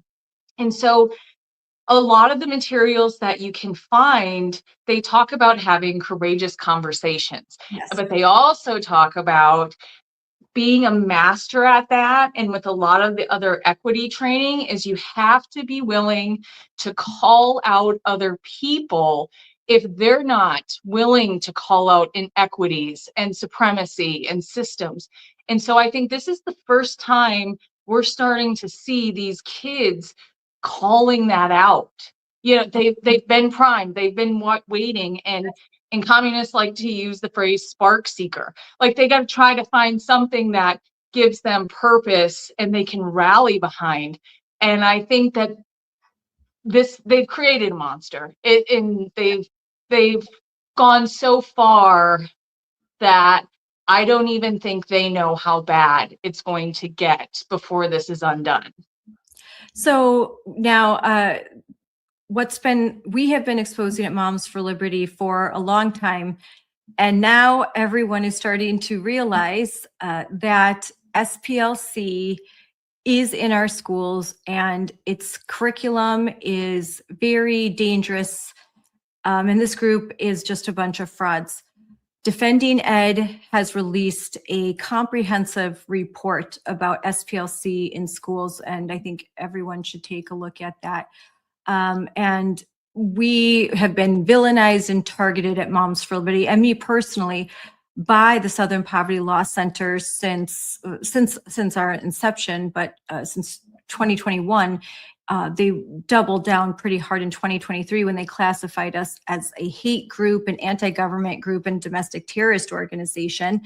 But it turns out they were actually funding the KKK, or they're allegedly, but they 11 counts of fraud from the Department of Justice and some solid proof because a grand jury indicted them that they were actually funding Aryan Nation, KKK, actual Nazi groups, formal Nazi groups. They were funding them. They were funneling millions of dollars into these organizations so that they could manufacture hate in order so that they could continue to raise money. And they raised a lot of money over the last few years, villainizing moms like me, like you, calling us names, calling us racist, when in fact they were the ones actually funding all of these groups. Their curriculum is in Wisconsin. It's all over the country. It's in 42 states. It's the Learning for Justice. There was another name for it too. They've changed the name, but they have curriculum for kids as early as 5 years old. So I think you're right. They are teaching kids. Have you uncovered anything about SPLC in your research? So DPI heavily uses them to create their policies and practices. And a lot of times when you go and you do these searches on DPI's website, they're going to show up in footnotes. They're going to show up in positive behavior, PBIS, right to intervention, all of those things. And so they're not going to come out necessarily and just have the material right there. But what they're going to do is they're going to reference it and put it in the footnotes, but they're using it. And the other fascinating thing is, so you get it coming from the top down with the Department of Public Instructions, and then you're getting it from the local teachers union, the Wisconsin, the WEAC. They still have it on their website as a great resource. And DPI has courses on their trusted course provided supplies. They have multiple of them available. They have it embedded like here, mental health. So this mental health resource cites the Southern Poverty Law Center, and they'll, like you said, they will put that in the footnotes. In lessons, they give guidance to school districts. Here are some resources that you should use. I mean, that's just really the tip of the iceberg. This is what they put out publicly. Like there's the discretion of school districts to use whole curriculum of SPLC, and they do. But what I have found through my research over the last week is that there are so many references and links to the Southern Poverty Law Center, and it's being used in SEL, it's being used in curriculum, it's being used in civics, it's even being used in math. They're using it, they're framing math equations using this social justice language that is recommended by SPLC. So they're not doing this out of the goodness of their hearts. They are getting grant money. They get funding. This all goes into the pipeline. And the biggest moneymaker right now is mental health. Mental health, because even Republicans will sign on to these types of bills. They will say, oh yeah, we care about mental health. Of course they do. So without paying too close of attention, it all sounds good. They allot money. And then this pipeline continues. So SPLC wants a piece of this pie. So they start to create curriculums and guidance where you can incorporate this anti-racist bias. Don't you want to do that? Isn't that great for the mental health of kids? You know, we can make them all anti-racist, and everyone's like, oh yeah, what a great idea. And we can introduce some queer theory in there. Won't that be great for, like, we're going to teach tolerance. So all of that starts to get embedded into the programs. And you've provided a timeline that you found about DEI, and I want to bring that up. But while I'm doing that, if there's anything you want to add to what I was saying. No, I think that what really happened is Governor Evers became state superintendent in 2009. And you can see the starting works of that. They're starting to work on positive behavior, and that's when you see restorative justice practices get introduced. That's when you see, that's really the inflection point of when did schools start to become more violent? Well, if you want equitable outcomes in discipline, either you have to have less poor behavior, or you have to change the very definition of what can get you expelled. And so that's how those are the levers that they use. So you just kind of flow through here and you can see them slowly building. And so then they start acknowledging that there is an achievement gap in Wisconsin between students, but they want to make it about race. They don't want to make the achievement gap about, is the child in a single family child? Is the child in foster care? Is the child have two parents? And we know that those things matter and they're important, but we can't social engineer everything. But if we make it about race, then they can try and socially engineer. And that's where they really went into, is it's all about an equity lens of people who have been historically marginalized or disadvantaged.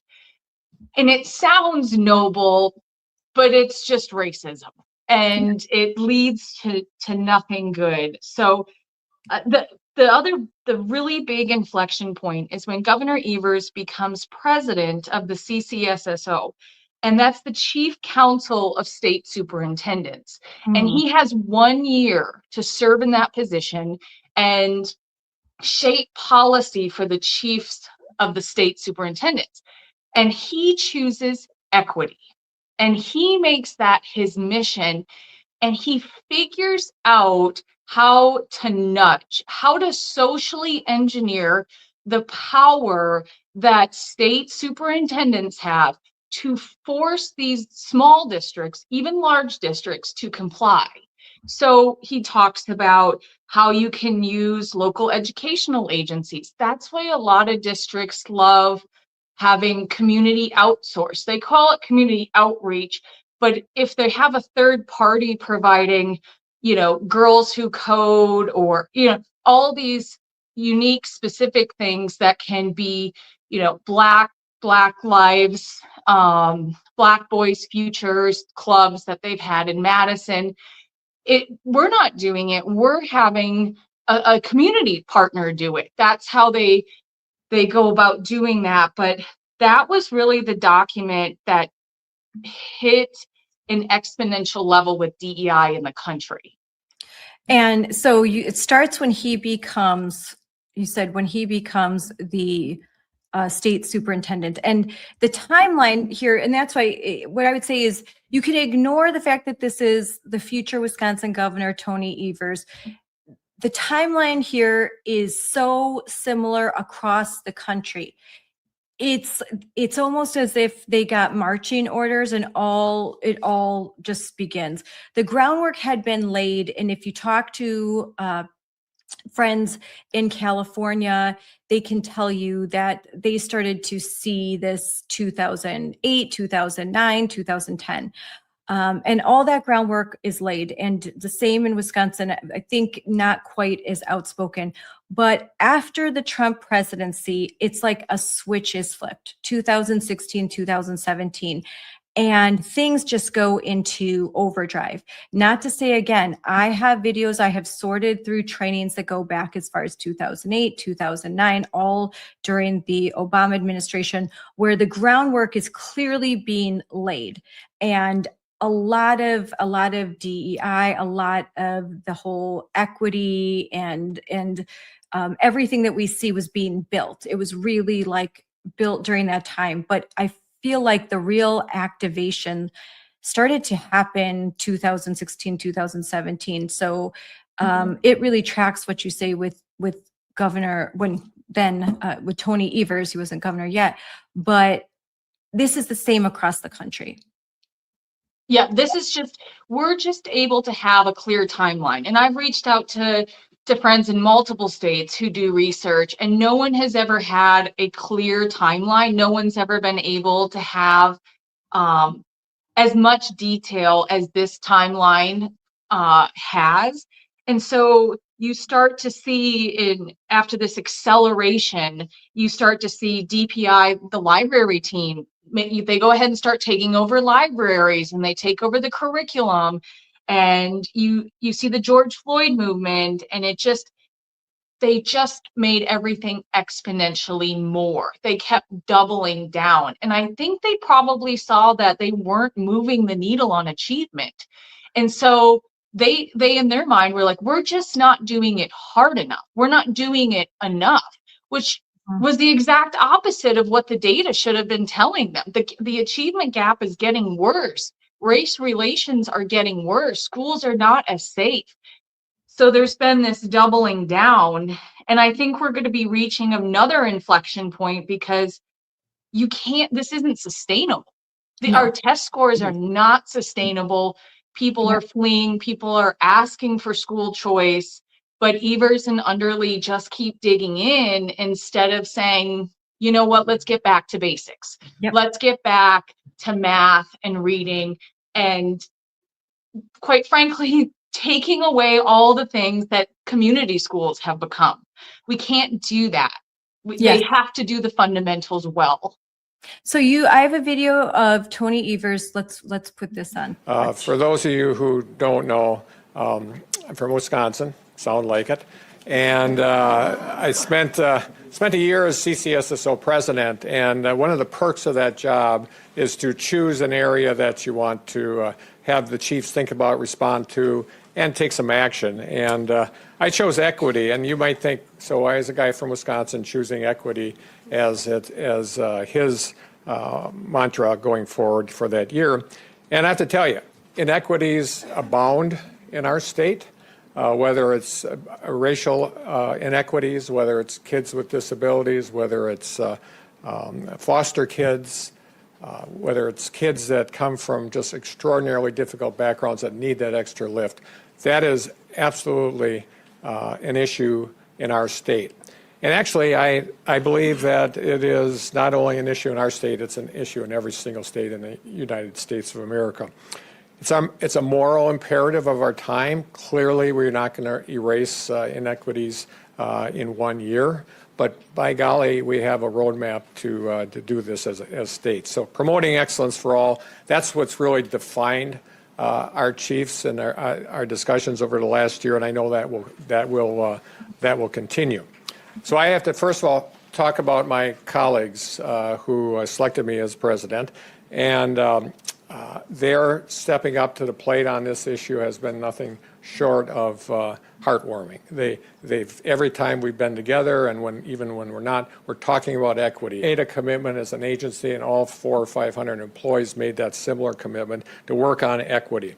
We've had two staff meetings in the interim where we spoke as individuals and as teams in our agency what we're doing in each individual person in the agency as it relates to equity in their area. In addition, we're encouraging, and I guess compelling would be a different word, compelling each staff member and their teams to go to participate in a long PD program, a professional development program called Embracing Equity. We have trained people within our own department to lead those discussions. And finally, every new employee to our agency goes through an onboarding process. You know, not only where do I get my check, but more importantly, how do we operate within our school community with 424 school districts. And each one of those employees in the onboarding process also goes through a significant issue around talking through the equity issues that face our state. So I feel confident within a very short period of time, we're going to have a group of people that can outdo me on this equity business. And that's a really important thing. They're the folks that are doing the work in schools. So thank you so much for this. I couldn't be prouder of the work of my colleagues across this. I've never seen that video before. That is shocking. I am going to be dissecting that.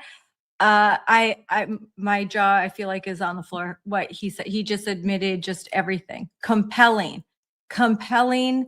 to basically do equity, to do Marxism, do communism, to do all of this stuff. They're compelling the teachers. And like he said, he feels confident that his predecessors are going to even do more than he did. And they are. The damage is real.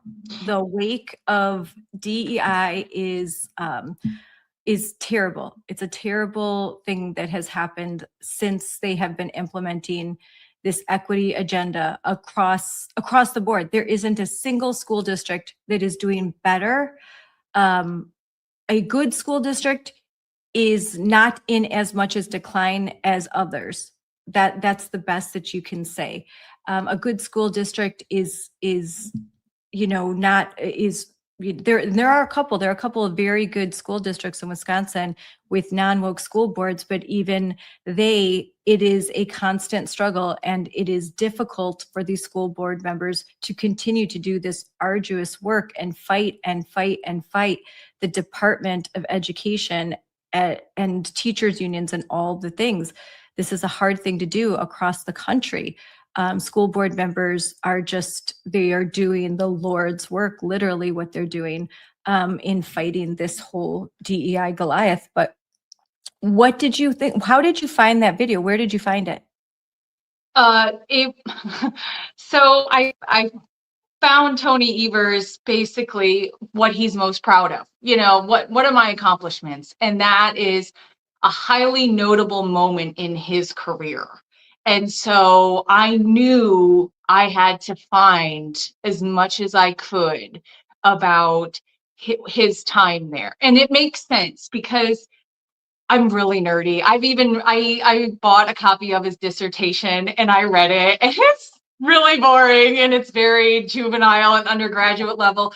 But his whole premise is how do you make a superintendent more effective?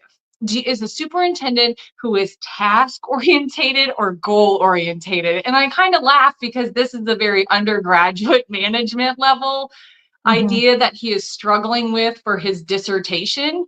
And so I knew from reading that he's basically trying to social engineer outcomes. Yes. He's trying to nudge. He's trying to use behavioral science to get inequities out of public schools, which is a noble thought.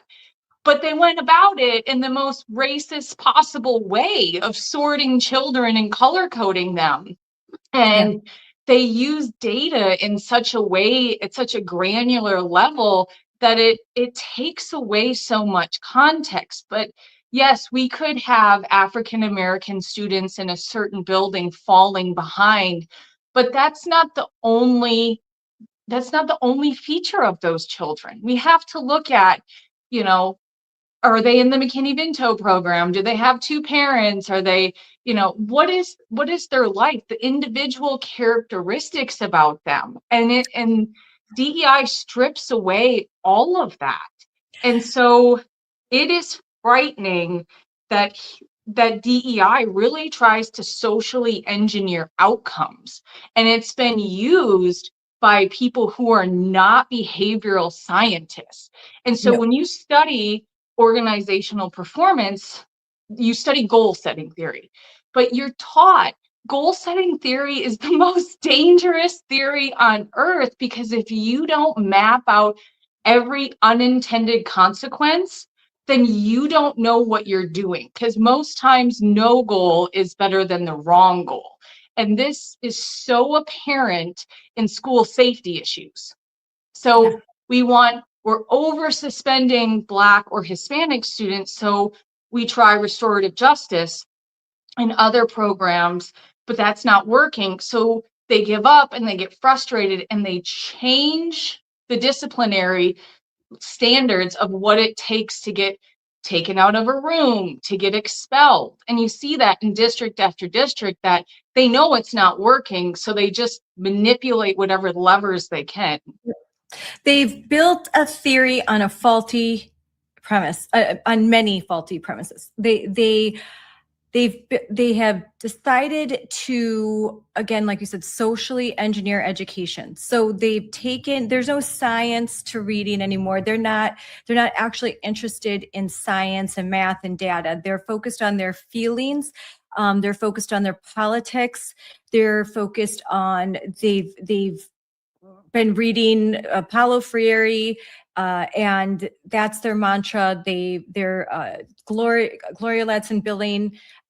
They're going to, they really have, like, he is, I think, one of the true believers, in like he grew in the 70s and this was his whole mantra. So gets the job, like, finally, I can fix this problem just the way all of the Marxist philosophers told me to do it.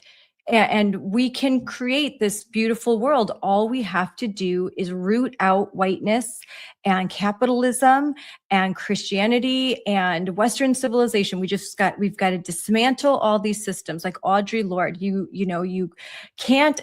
got to tear down the master's house. Okay. You've got to rebuild a whole new system.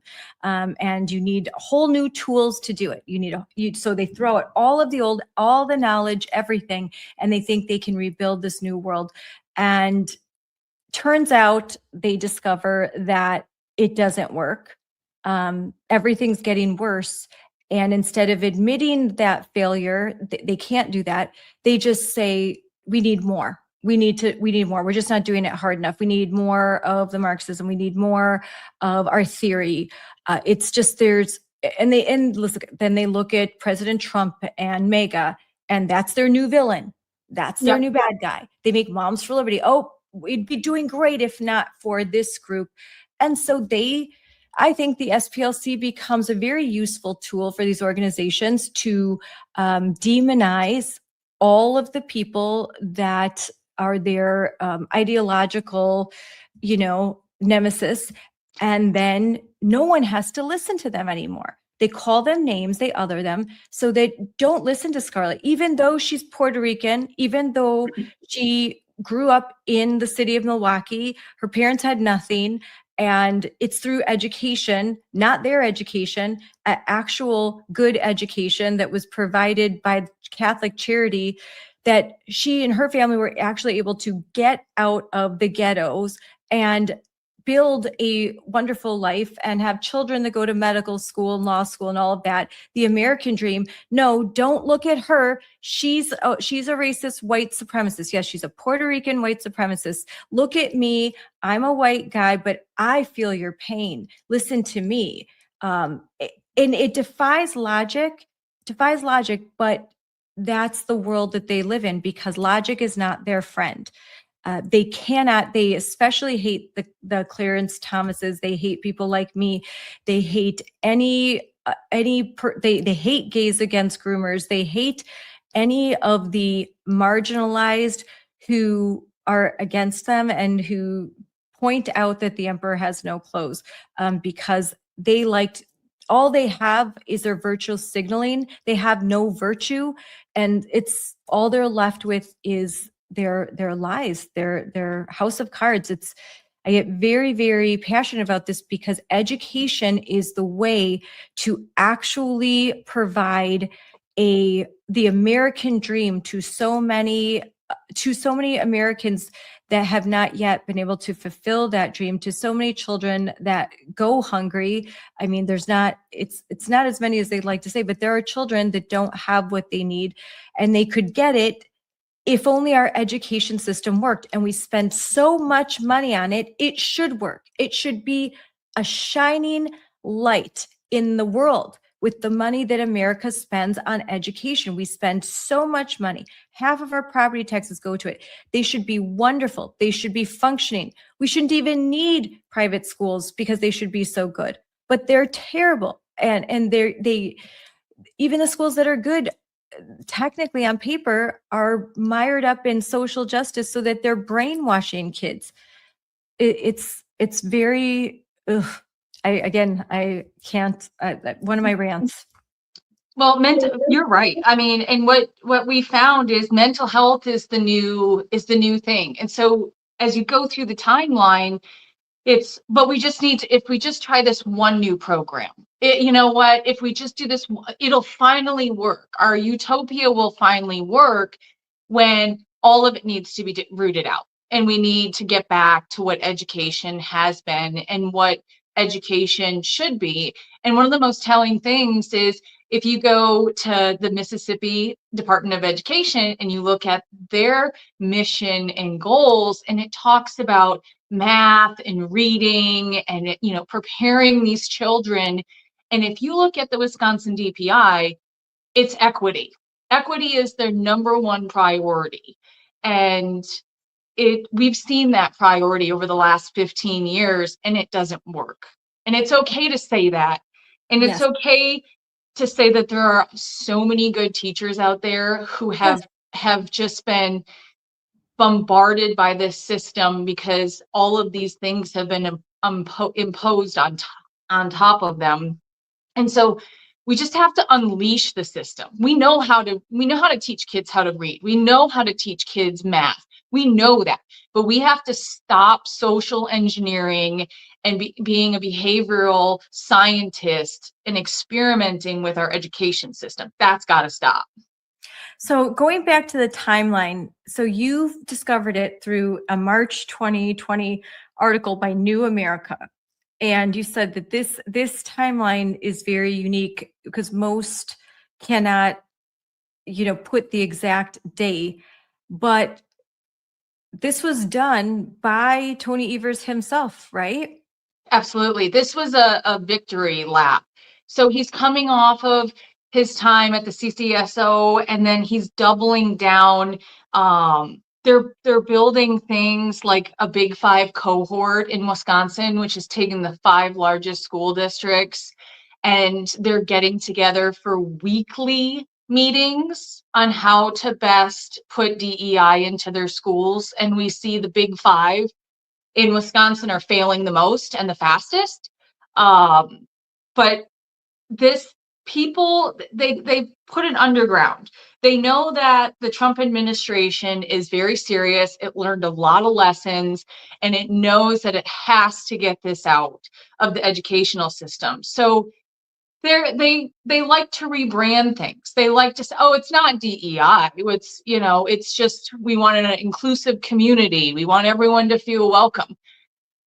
But you have to understand how sophisticated these things are. They created a coaching network in Wisconsin, and DPI still manages this coaching network. And they have a spreadsheet where they track how people are willing to call out systems of oppression. Are you willing to talk about the white supremacy in our nation's history? That's an actual spreadsheet that is still used today to keep people in line with their equity coaching. So does DPI now, when, and again, this is the same, I'm actually, I cannot, that's very shocking. I'm writing that down, but so they will offer, there will be instances where a school district will be required to obtain professional development, this sort of equity coaching.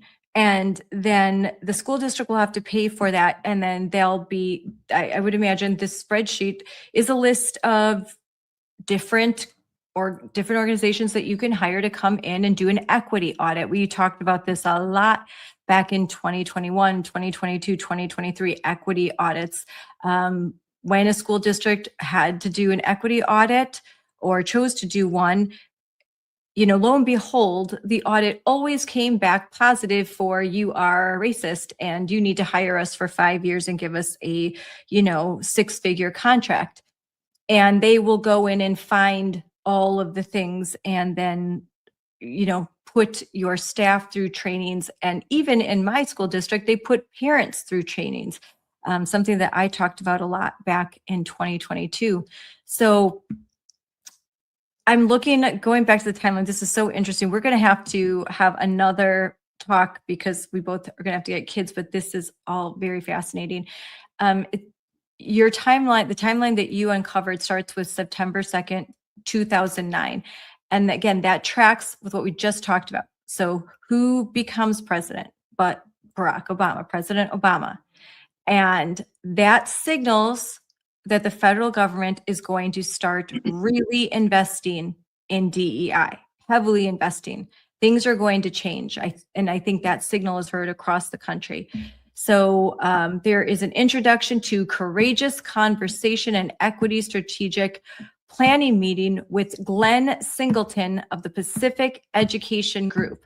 And if you don't know, then you don't know like who Glenn Singleton is. But those of us who have been in this fight for a long time know exactly who he is and what Courageous Conversations actually does. That's a huge discovery. Courageous Conversations is used all the time. They have bookstore studies that DPI has that you can do within your district. Here's all the materials, here's the questions to ask. And one thing about the Obama administration that is so important, it's the first time that behavioral scientists were part of the administration. And that's when Cass Sunstein came in and his famous book, Nudge. And so they use these behavioral tactics of, we're going to give you free will, but it's only the illusion of free will.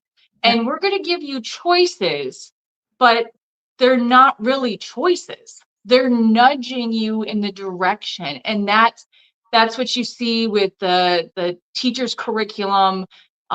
It's a giant circular reference, but people underestimate how nefarious this is. This isn't, oh, we want to do something nice. There are over 600 employees at Wisconsin DPI. That's a lot of people that their sole focus, their number one goal, they just reaffirmed it, is DEI. Yes. And in their internal system, Fred, every department has DEI goals. Yep. And so that's thumbing the nose, despite the warnings, despite the policies, the executive orders, the threats to withhold funding, they aren't changing anything. They are not in compliance. We have 2010 state equity leadership team is created, and training and courageous conversations beyond race and beyond diversity is provided. So this professional learning in 2010 is provided across the state. Again, this is happening everywhere. So everywhere. If you're wondering, how did this happen? Go back to exactly what Colbey said. You have Barack Obama as president, and then you've got this huge investment, this huge financial investment. You bring in behavioral scientists. This is the guy who studied under Derek Bell, who pioneered critical race theory. So they bring in a lot of social justice advocates. They bring in activists. He's a community organizer. Community organizers are empowered, they are funded, and they're ready to go. And again, there are many books built that talk about how this system was years and years in the making. So it didn't just even happen when Obama was president. It 20 years of work went into laying the groundwork, into training, getting into law schools, getting into schools of education, completely taking them over and making it so that it's very difficult to hire a teacher, an administrator who isn't thoroughly well versed and indoctrinated in all of these critical theories. This is just, it's sort of just par for the course. There's a coaching document because it's like a pyramid scheme. It's self-replicating and self-amplifying. And Yep. so if you become a coach and you want to recruit more coaches, DPI created a questionnaire of things you could ask to surface whether they would be a good coach or not. And so at this point, I don't know who's left.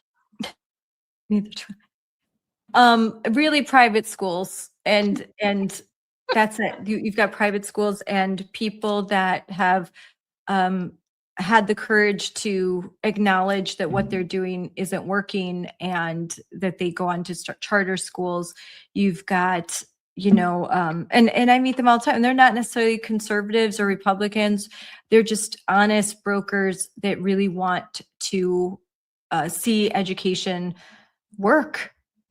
We just need more of them. They're just, there's now some opportunity for teachers to, with Teacher Freedom Alliance, to escape teachers' unions and still get benefits provided by them. So we are building the systems. It takes time. And I think that's one thing I want to stress when I talk about how it took so long to get here. It's so that you can understand that it's going to take a very long time to build our own systems and to reverse all of this. This isn't a one administration thing. This is a multi-administration effort. It's going to take sustained effort and a lot of commitment by parents to, even when your kids are out of the K-12 schools, that you're still going to have to care about this for your grandkids, and grandparents are going to have to care, and aunts and uncles, because this is the heart and soul of America. How we raise our children, they are the future. And if we are not educating them, they will be prime for propaganda. They will be taught not to think too critically. They will not be engaged. They will learn to just hate politics and just tune out, or become so overly political that it becomes their family, their religion, and they find a new family, like they like to say. So there's a lot going on here by people who, what's really sad is that children are compelled to be in these classrooms, and you've got very talented propagandists who know how to manipulate children and even how to manipulate parents. And that's our job here, is to demystify this for you so that you can see what you're up against and kind of shake it up and say, nope, you can't, you're not going to be able to use that language on me. It doesn't work. I know what's really going on, and I'm going to continue to fight. But with the time left, I want to go through some more of this timeline. You've got the principle by 2012, acknowledgement of the achievement gap. That becomes a huge buzzword, and they base it on race. And this is where now departments of education across the country start to look at all of their data and break it up into racial categories. And they start to play numbers games with the data, because if they don't, then parents will know how bad it's actually, how bad it actually is. So they give districts points. They manipulate the every year there's reporting done. And I'm sure and I know you've talked about this, Colbey. Wisconsin isn't the only one. We've got NAEP scores that are the national kind of the way that report card for parents and for all of us to see how well our schools are doing, but they manipulate the data so much. How do they do that?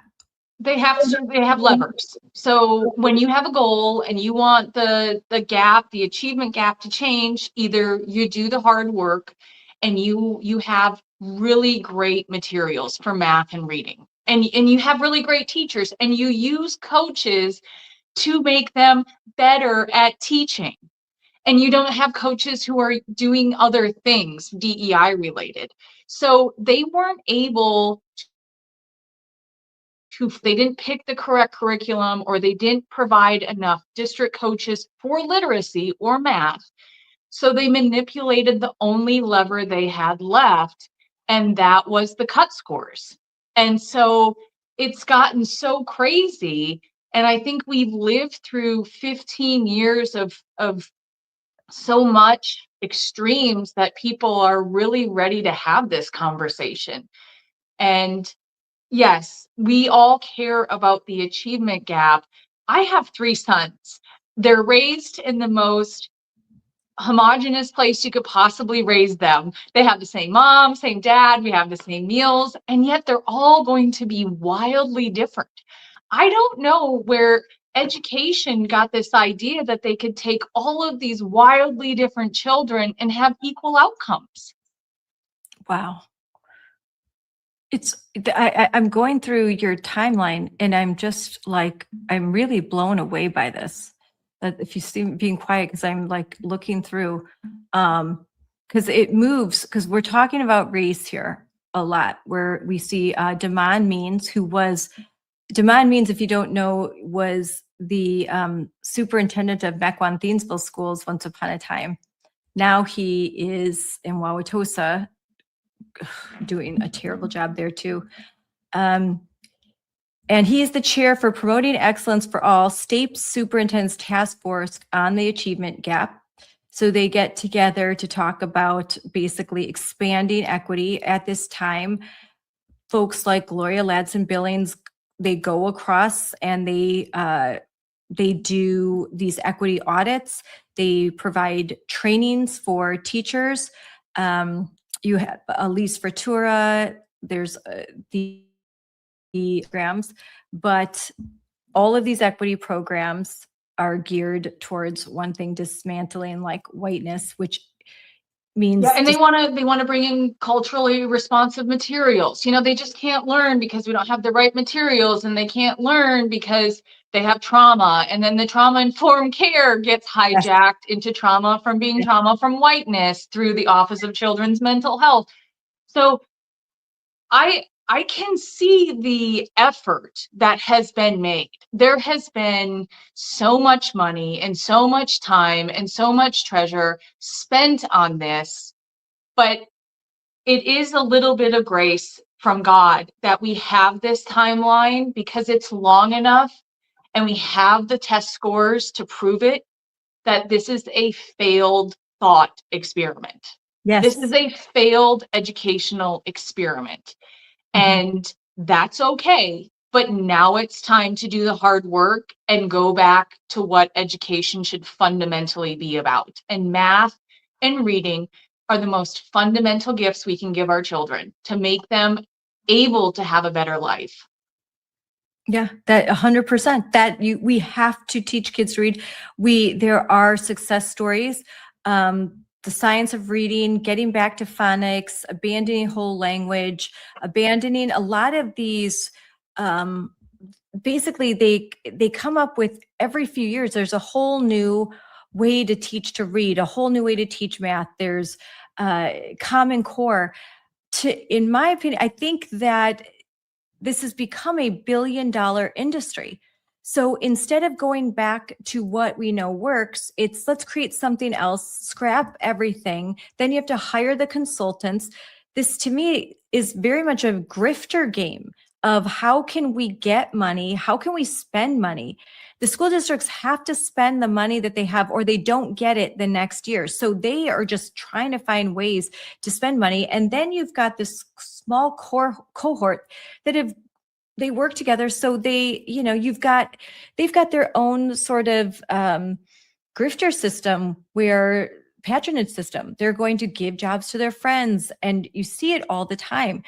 They hire the same consulting company that, one guy was the superintendent of a school district, now a consulting company, and a friend, and bring him in, and then he'll do the work. And I've seen it time and time again over the last 6 years. It's very much its own kind of grifter system. And the whole time they're kind of complaining about capitalism, and they pretend like they just hate capitalism, when I think a lot of their motives are financial.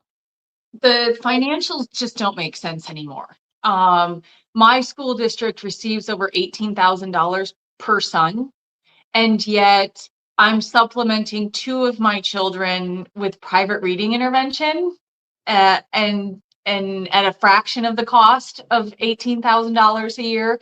So I think we have to look at this as we need people who have worked in the private sector, who have been turnaround experts to come in and peel back the lid. Every industry has innovated and been better. So why does DPI have over 600 employees?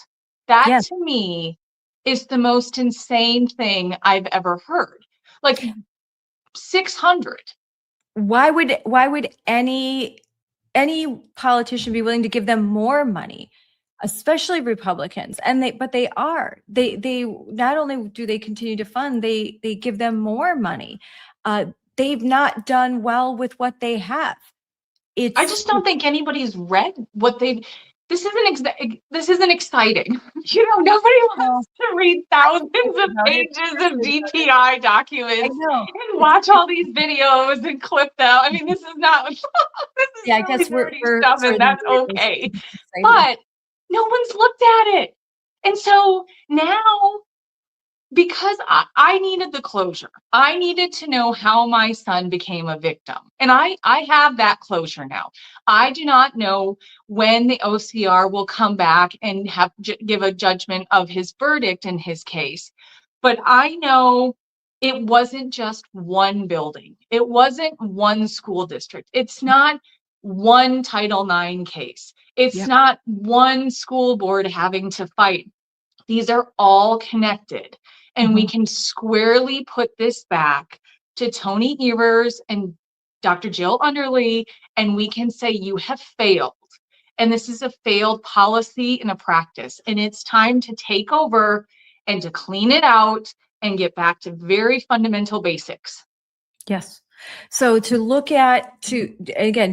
this timeline to look at how we got here in Wisconsin and across the country, you can imagine if you start to look at some dates, go through your board docs, you're going to find very similar, because this is all related to federal funding. So it starts with, now we could go back, there's mistakes made, George Bush, No Child Left Behind. Yeah, there's stuff there, but it really goes into overdrive with the Obama years. So you look over 8 years and you are going to see similar timelines, because the conference at Aspen Institute, I mean, come on, like it's not even original anymore. It's the same story. You can just take out Tony Evers and put in someone else. Like, Tony Evers is governor, put in JB Pritzker. Like, they're interchangeable. They don't care who is the actual person in charge. It's the systems. It's the system that they are installing. So you will see this same progression from 2008, 2009 forward. And when you see how it's built and go through and read the authors and those promoting it, and then look backwards, and that's where you have James Lindsay and you have Chris Rufo and you have so many that are willing to do those deep dives, and you look back into where these philosophies began in the schools of education, you get this understanding, and then you can push past all this and think, okay, we've got to do what works now. And I want to say that while our kids aren't getting the education that they need with this money, teachers aren't getting paid a living wage either. A lot of them, their income is not increasing with inflation. So I'm not trying to say that teachers are living large. They aren't. So who is? Where is this money going? And I think it's going to, more than anything, yeah, we've got administrators get paid some good money, but I think it's the equity consultants. I think it's the outside groups. It's the NGOs. It's the SPLCs. It's the Advocates for Youth. It's the SECUS. It's all of these groups that are formed, like the ESSER fund monies. We didn't even get into that, but then another big wave, another big change that you see, inflection point, is 2020 and ESSER funds and COVID. Huge injections of cash. And this is all now going to mental health. It's funding radical mental health community schools. Right now it's Mental Health Month in May. And so in closing, because I know we both have to get our kids, what do you have to say about what's new on the horizon? And if you don't know, now you know. It's mental health in schools. It's using our schools as mental health clinics and embedding SEL, social emotional learning, into every possible subject that your kids will do in school.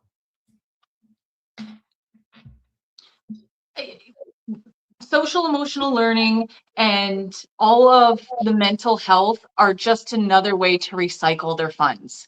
We've seen time and time and time again with DPI, and school districts have figured out how to outsource to consultants. And Yep. there's a really popular story that came out about DPI having their Wisconsin Dells convention, where they changed all of the district measurements, and they're like, nope, we can't tell you anything about it because we hired a third party. And I think school districts are doing this too. So that's Yep. how they're hiding it. They're giving them tons of money. And the public is really the one who we get left out in the dark. Yep. And so, and I know our time is up. I hope you can come back on very soon, because I want to go through the rest of the timeline, because the next step is where we start to deal with queer theory and what we're dealing with a lot now with the whole LBGTQIA2S Spirit Plus movement. And this timeline shows right when it starts. And so I want to pick up from there next time, because we're going to, like, where does this start? And I think people are going to be surprised to learn that as early as 2012, these activists are talking about bathroom policy. I will tell you, in 2012, my kids are all pretty young. You would have blown me away. I would have thought you were crazy if future me came and said, Scarlett, your number one issue you're going to be dealing with in 2026 is getting biological boys out of girls' locker rooms and shower rooms in public schools. I would say you're nuts. You're absolutely nuts. That can't be happening. No one, even the most radical Democrat, would tell you that's not happening. It will never happen. And yet that was already on their mind in 2012, which is pretty shocking to me to know that that's how long they had been planning this sort of progression. So thanks for coming on, Colbey. Thank you. I'm so glad to hear that things are going better with your son, and I look forward to picking up where we left off on this timeline.